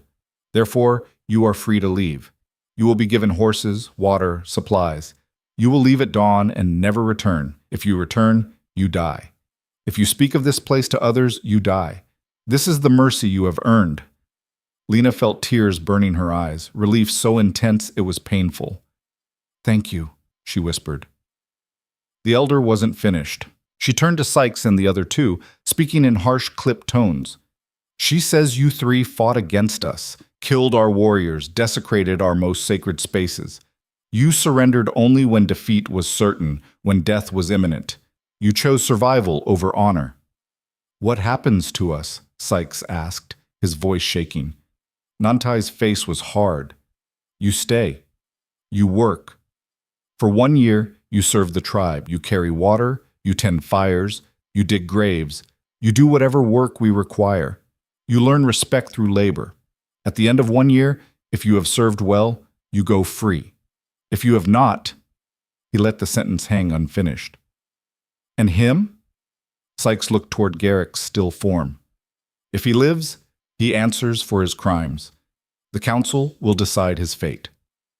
The elder spoke once more, her words final and absolute.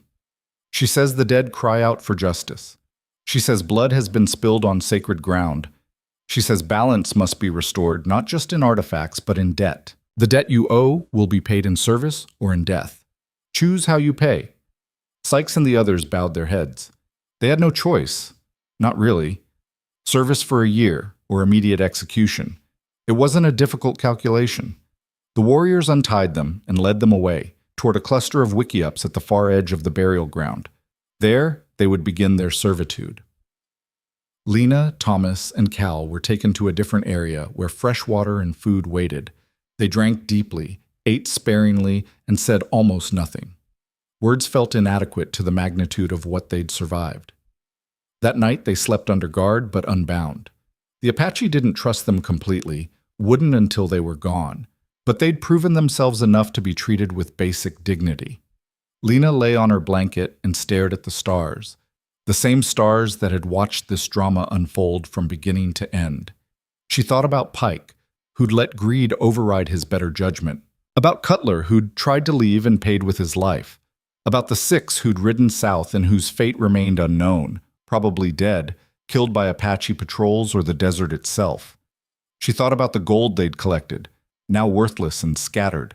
About the artifacts they'd stolen, now restored to their sacred purpose. About the line between fortune hunting and grave robbing, and how easily she'd crossed it without even noticing. Thomas stirred nearby. "You awake?" "Yeah." "Can't stop thinking about how close we came.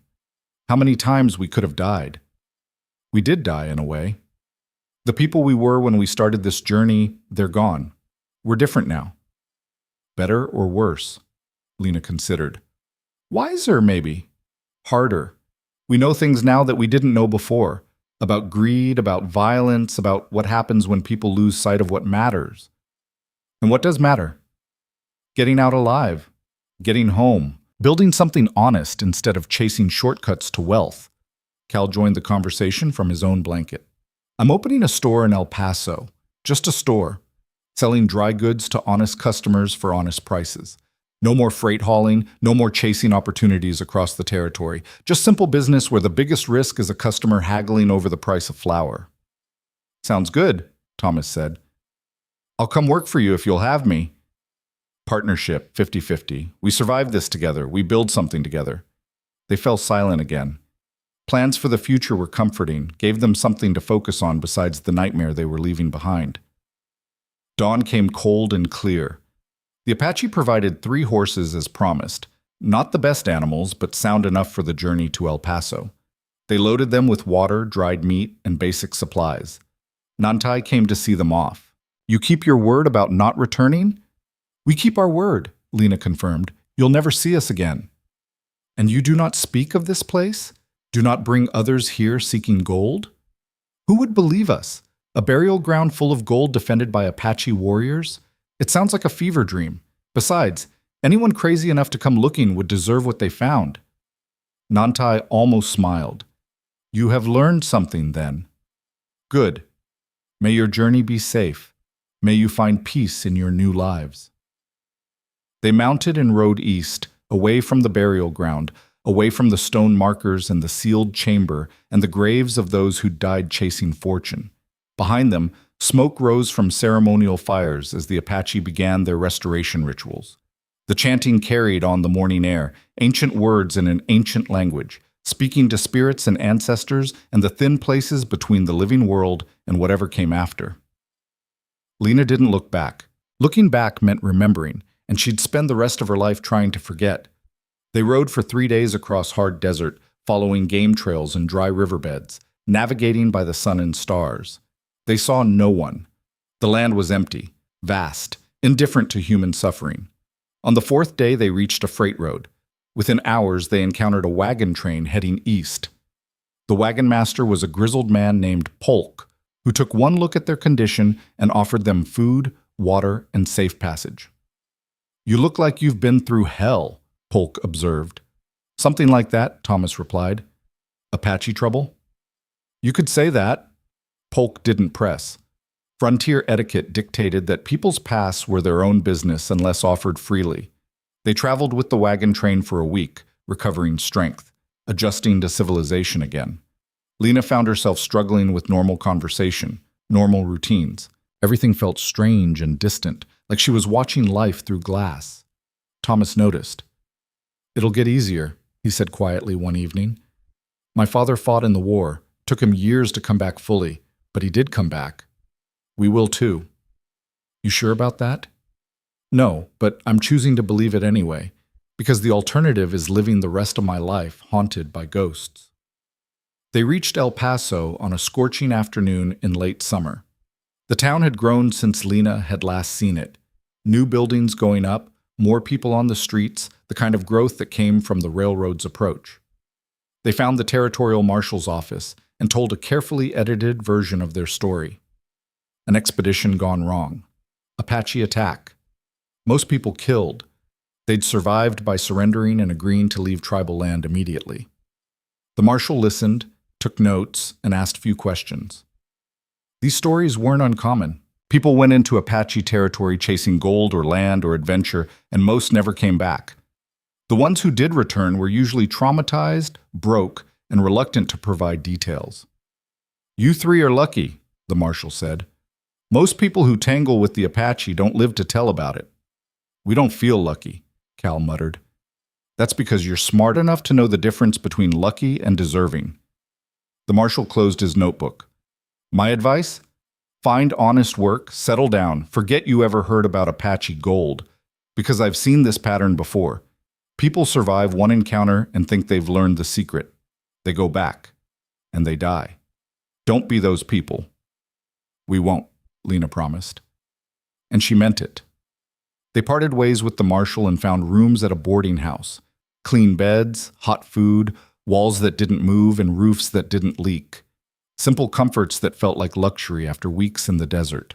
That night, Lena lay in her bed and listened to normal sounds.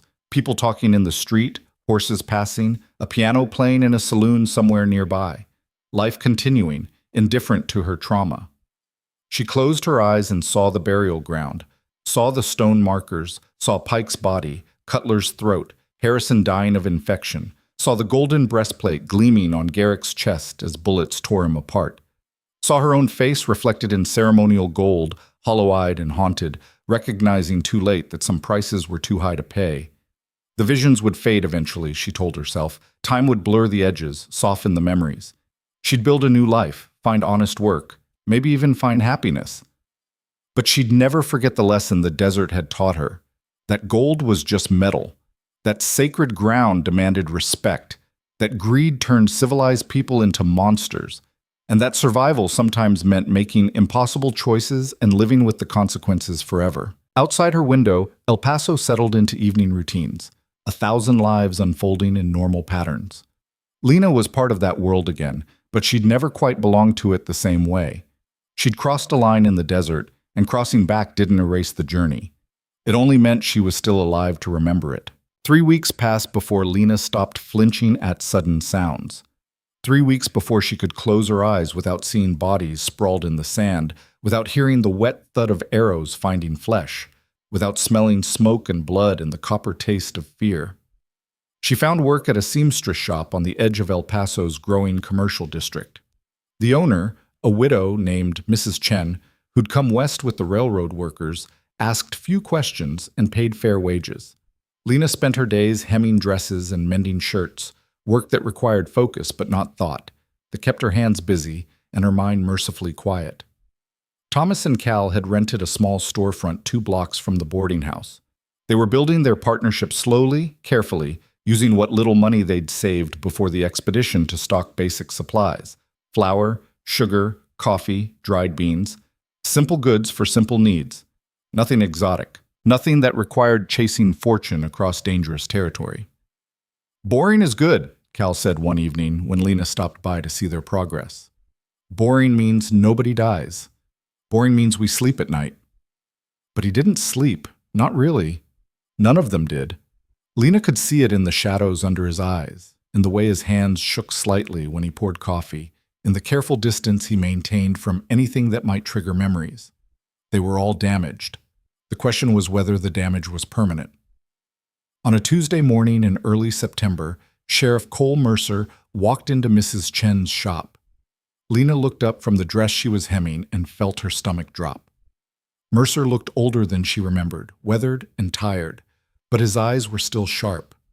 He carried himself with the same quiet authority, the same sense of duty that had driven him to escort a prisoner across hostile territory instead of chasing gold. "Miss Voss," he said, removing his hat, "glad to see you made it back alive." "Sheriff?" Her voice came out steadier than she felt. "I heard you made it to El Paso safely." "I did. With my prisoner. Delivered him to the territorial court 3 weeks ago." Mercer glanced around the shop, noting the bolts of fabric, the sewing machines, the mundane domesticity. This a far cry from prospecting for Apache gold. Lena set down her needle carefully. "We didn't find much gold, Sheriff. Mostly we found graves." "So I heard. The marshal briefed me on your report. Said you, the Ware brothers, and maybe 3 others survived out of 23 people. That's a hell of a casualty rate." It was a hell of an expedition. Mercer studied her face for a long moment. I tried to warn Pike, tried to tell him gold fever kills more people than bullets. He wouldn't listen. None of them would listen. By the time they realized the price, it was too late to back out. And you? When did you realize? Lena thought about it. When Cutler got his throat cut for trying to leave. That's when I understood we weren't treasure hunters anymore. We were prisoners of our own greed. Mercer nodded slowly. The other survivors, the ones who rode south when Pike's group split off, we found their bodies about 40 miles from the burial ground. Apache got them. Left the bodies as a warning. Lena closed her eyes. She'd known, of course. Had known they were dead the moment they'd ridden away, but hearing it confirmed still hurt. How many dead total, Sheriff? 20, by my count. Pike, Cutler, Harrison, Garrick, and 16 others. Plus at least 3 Apache warriors, maybe more. All over gold that nobody got to keep. Some people kept it. Sykes and 2 others. They're serving a year with the Apache as payment for their crimes. Alive, then. That's something. Mercer turned his hat in his hands, weighing words. I came here to ask you something, Miss Voss, and I need an honest answer. I'll try. Was it worth it? Any of it? The risk, the death, the trauma you're clearly still carrying? If you could go back to Santa Fe and make the choice again, would you still chase that gold? Lena didn't answer immediately. The question deserved thought, deserved honesty. She looked at her hands, calloused from sewing now instead of from sifting sand. Looked at the simple room around her, the honest work, the quiet life she was building piece by piece. No, she said finally. If I could go back, I'd stay with your group. I'd take the safe route, the slow route. I'd arrive in El Paso poor but alive and unbroken, because whatever gold we might have found wouldn't have been worth what we lost. What did you lose? Innocence, maybe? The belief that I could take shortcuts without consequences? The idea that money mattered more than morality. She met his eyes. I lost friends, Sheriff. People I didn't particularly like, but people who deserved better than dying in the desert for someone else's sacred gold. Mercer put his hat back on. That's the answer I was hoping for, because I've seen too many survivors come back from disasters like this and immediately start planning their next expedition. They convince themselves that they've learned the secret, that next time will be different, and they die. I didn't want you to be one of those people. I'm not. I'm done chasing fortune. From now on, I'm building it, slowly, carefully, honestly. Good. Mercer moved toward the door, then paused. One more thing. My prisoner, Dane Cross, his trial starts next week. I think you should attend. Why? I don't know anything about his case. Because his story isn't that different from yours. Man caught between bad choices, trying to survive, paying the price for other people's crimes. You might learn something. Or maybe you'll just see that survival isn't always the end of the story. Sometimes it's just the beginning of a different kind of fight. He left before Lena could respond. That night, she met Thomas and Cal for dinner at a small restaurant near the boarding house. They'd fallen into a routine, meeting twice a week to eat together, to talk or not talk, to simply exist in each other's presence as proof that they'd survived. Lena told them about Mercer's visit. You going to the trial? Thomas asked. I don't know. What purpose would it serve? Closure, maybe. Understanding? Thomas pushed food around his plate without eating. We survived the desert, but we're not really living yet. We're existing. Going through motions. Maybe watching Cross fight for his life will remind us that survival is supposed to mean something more than just not dying. Cal snorted. That's deep thinking for a man who spent the afternoon counting sacks of flour. Flour doesn't give you nightmares. Flour doesn't make you wake up at 3 a.m. wondering if you should have made different choices. You having nightmares? Every night. You? Every night. They looked at Lena. She nodded. Every night.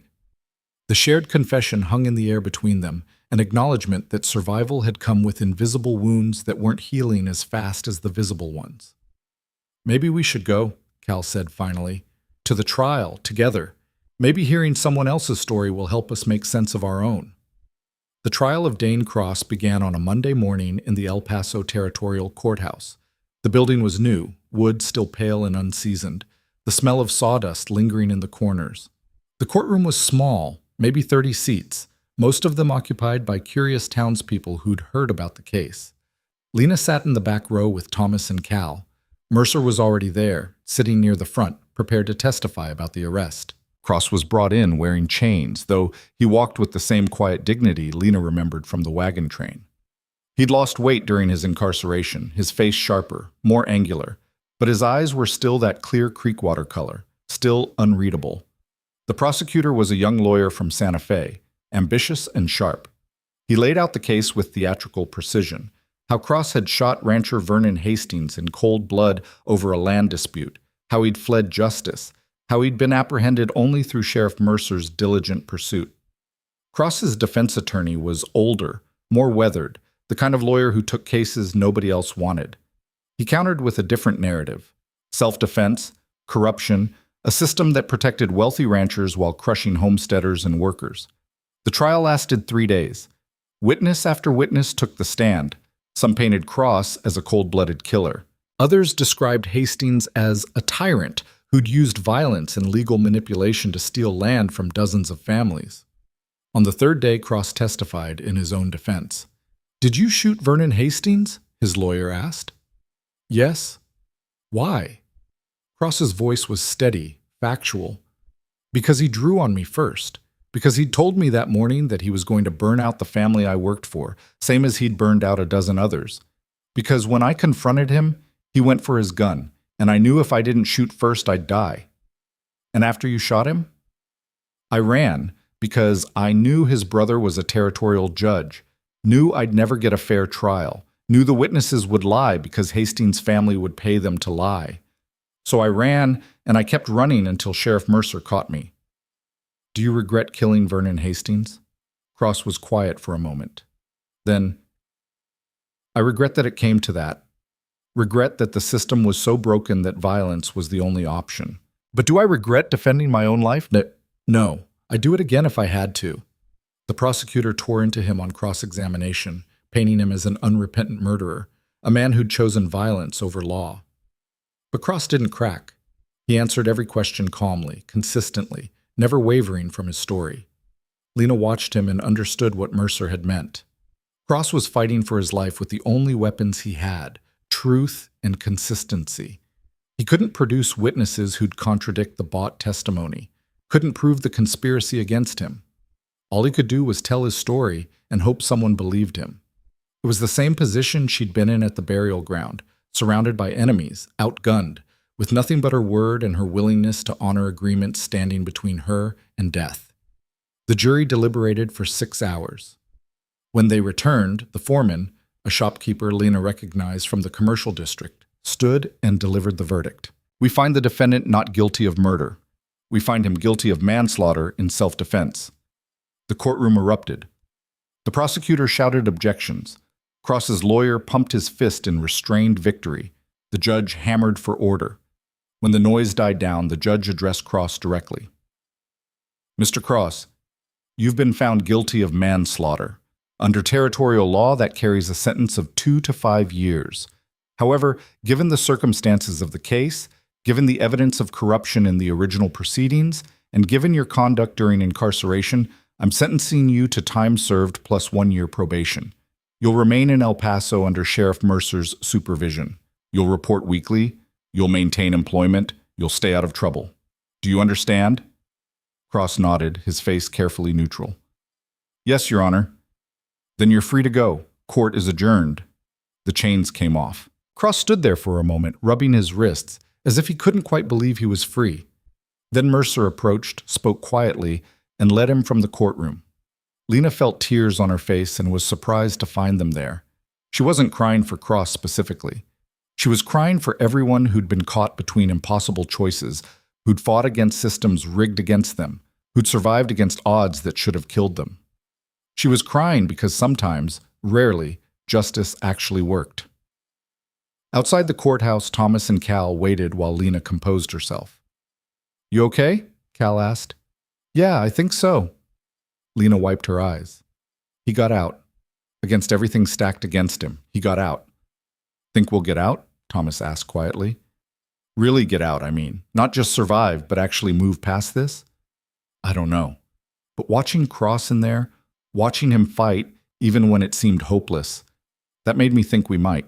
If we're willing to do the work, if we're willing to be honest about what happened and what we lost and what we need to build back. They started walking toward the commercial district, moving without particular destination, just needing to move. As they passed an alley, a figure stepped out. Dane Cross, still wearing his court clothes, looking uncertain and newly free. "Miss Voss," he said. "Mr. Ware. Mr. Ware. I saw you at the trial. Wanted to thank you for coming." "We didn't do anything," Lena said. "You witnessed. That matters. When you're fighting alone, having people bear witness to the fight, that means something." He looked different out of chains, younger, more vulnerable. Like the weight he'd carried for months had finally been lifted. "What will you do now?" Thomas asked. "Find work, stay out of trouble, prove the judge right for giving me a chance." Cross glanced toward where Mercer waited at the end of the street. "Sheriff offered me a job helping with prisoner transport. Says he needs someone who understands what it's like to be on the other side of the chains. Pays decent, keeps me accountable." "You gonna take it?" "Already did. Start next week." He smiled slightly. "Strange how life works. A year ago I was running from the law. Now I'm working for it." "Strange how survival changes us," Lena said. "Makes us into different people than we were." Cross met her eyes, and in that moment Lena saw recognition. He understood. Understood about transformation and trauma and the long, slow work of rebuilding after everything falls apart. "You survived something too," he said. It wasn't a question. We all did. Lost most of an expedition to Apache territory. Came back changed. The nightmares ease eventually. Not completely, but enough. You learn to live around the holes in yourself. Cross glanced back at Mercer. "I should go. But Miss Voss, whatever you survived, whatever you lost, don't let it define you forever. You get to decide who you become next. That's the gift survival gives you, even if it doesn't feel like a gift." He tipped his hat and walked away, joining Mercer, the two of them heading toward the sheriff's office in quiet conversation. Lena watched them go and felt something shift inside her. Not healing, exactly, but movement. The first crack in the wall she'd built around her trauma. Over the following weeks, life established new rhythms. The nightmares came less frequently. The flinching at sudden sounds diminished. The constant low-level anxiety that had been Lena's companion since the desert slowly, gradually, began to recede. She threw herself into work at the seamstress shop, taking on more complex projects, learning new techniques. Mrs. Chen taught her embroidery, showed her how to create patterns that would appeal to El Paso's growing population of wealthy merchants and ranchers' wives. "You have good hands," Mrs. Chen said one afternoon, watching Lena work. "Steady, patient. You could open your own shop eventually, if you wanted." "Maybe," Lena said. The idea didn't terrify her the way it might have a month ago. Maybe someday. Thomas and Cal's store was thriving in its modest way. They'd expanded their inventory, hired a boy to help with deliveries, established credit with suppliers in Santa Fe and Albuquerque. They were building something real, something that would last. One evening in late October, the three of them gathered on the boarding house porch to watch the sunset. The air had turned crisp with the approach of winter, carrying the smell of wood smoke and the distant promise of rain. "I've been thinking," Thomas said, breaking the comfortable silence, "about what Cross said, about getting to decide who we become next." "And?" Lena prompted. "And I think we've been so focused on surviving, on just getting through each day, that we forgot to think about living, about what we actually want our lives to look like." Cal leaned back in his chair. "I want simplicity. Want to run my store, serve my customers, maybe find a good woman and settle down. Have kids who never know what it's like to be desperate enough to risk everything for gold." "That's a good life," Thomas said. "Honest life." "What about you?" Cal asked his brother. "Same, mostly, though I might want to travel someday. Not to chase fortune, just to see things. Mountains, ocean, places where the past doesn't matter as much as the present." They both looked at Lena. "I want to matter," she said quietly. I came west seeking independence, seeking freedom from being defined by what society expected. I almost died for that freedom. So now I want to use it. Want to build something that helps other women who are trying to escape their circumstances. Maybe a dress shop that trains seamstresses, gives them skills and wages and independence. Maybe something more, but something that means the people who died in that desert didn't die for nothing. That's ambitious, Thomas said. Good. I'm tired of playing small, tired of letting fear dictate my choices. The sun touched the horizon, painting the sky in shades of orange and gold. Gold like the ceremonial artifacts they'd stolen and returned. Gold like the fever that had driven so many to their deaths. But also gold like promise, like possibility, like the strange alchemy that turned pain into purpose. I saw Dane Cross yesterday, Cal said. He was escorting a prisoner for Mercer. Looked comfortable doing it, like he'd found his place. We'll find ours too, Lena said. It'll just take time. How much time? However long it takes. We've got nothing but time now. Winter came to El Paso, mild by Eastern standards, but cold enough to remind people that the desert wasn't always a furnace. Lena saved money, planned, dreamed. She wrote letters to seamstresses in other towns, asking about business practices, supply chains, training methods. Mrs. Chen watched her preparation with knowing eyes. You're going to leave me soon, she said one morning. Not leave. Expand. I want to open my own place, but I also want to send customers to you. Want to create a network of women helping women. Is that foolish? Not foolish. Difficult, but not foolish. Mrs. Chen smiled. I came to this country with nothing but needle and thread. Built my business one stitch at a time. You can do the same. Just remember, foundation matters. Build too fast, it all collapses. It was good advice. Advice Lena wished Pike had followed before leading them into the desert. On Christmas Eve, Mercer stopped by the boarding house. He found Lena on the porch, wrapped in a shawl, watching snow flurries dance through the lamplight. Didn't expect to see you, Sheriff. Just making rounds, checking on people. He leaned against the porch railing. How are you doing? Really doing? Better. Not healed, but better. That's all anyone can ask for. Mercer was quiet for a moment. I heard you're planning to open your own shop. News travels fast. Small town, even when it's growing. I also heard you've been writing to families of the people who died in your expedition, sending letters, offering condolences. Lena had started that project in November, tracking down addresses, crafting careful words. It was painful work, but necessary. They deserved to know what happened, deserved more than just being listed as missing. That's decent of you. Not everyone would bother. I owe them that much. I survived because of choices they made, mistakes they paid for. Least I can do is make sure they're remembered. Mercer nodded slowly. You're going to be all right, Miss Voss.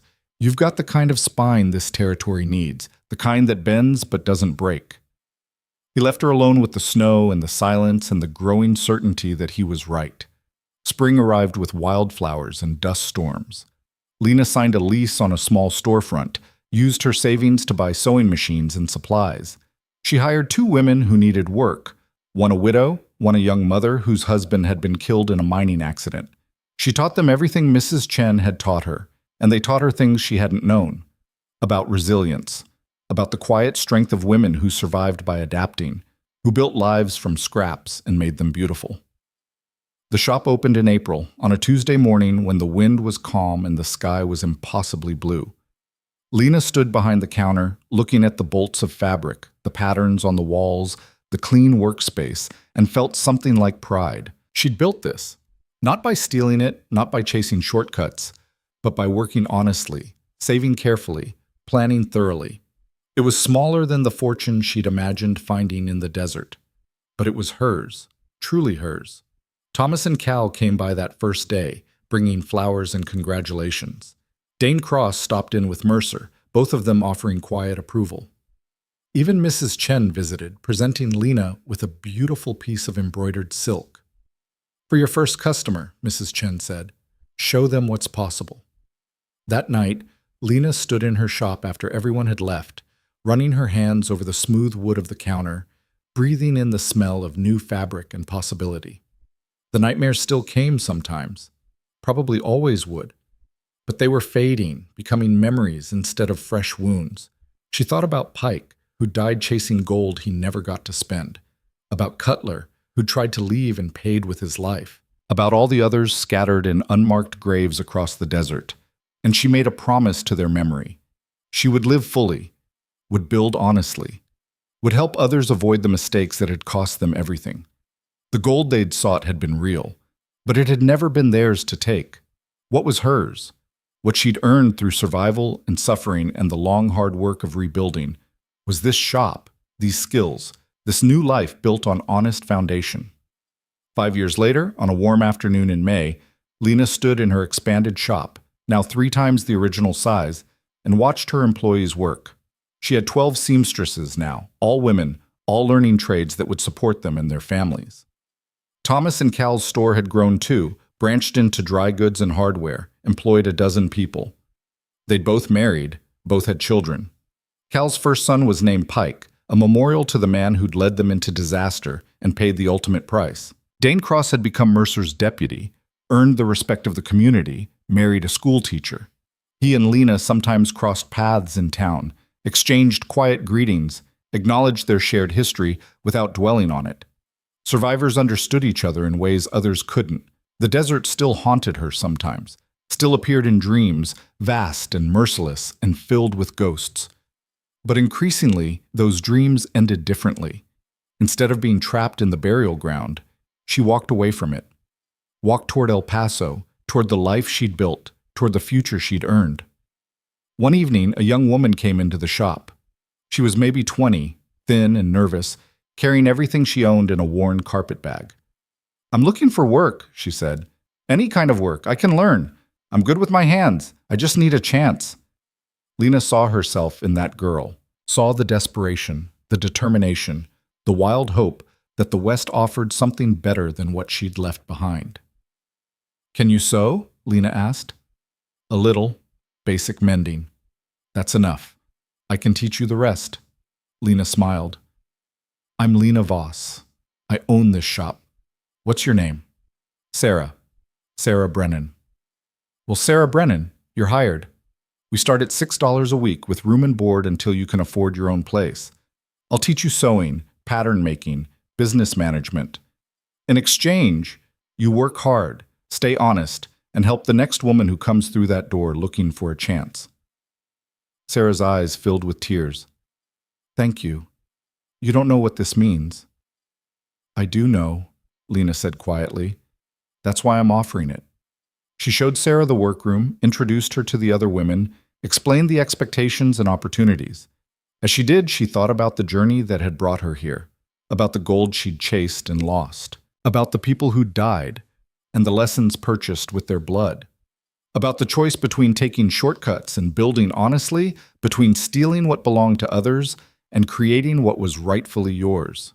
The desert had taught her that some prices were too high to pay, that sacred ground demanded respect, that greed destroyed everything it touched.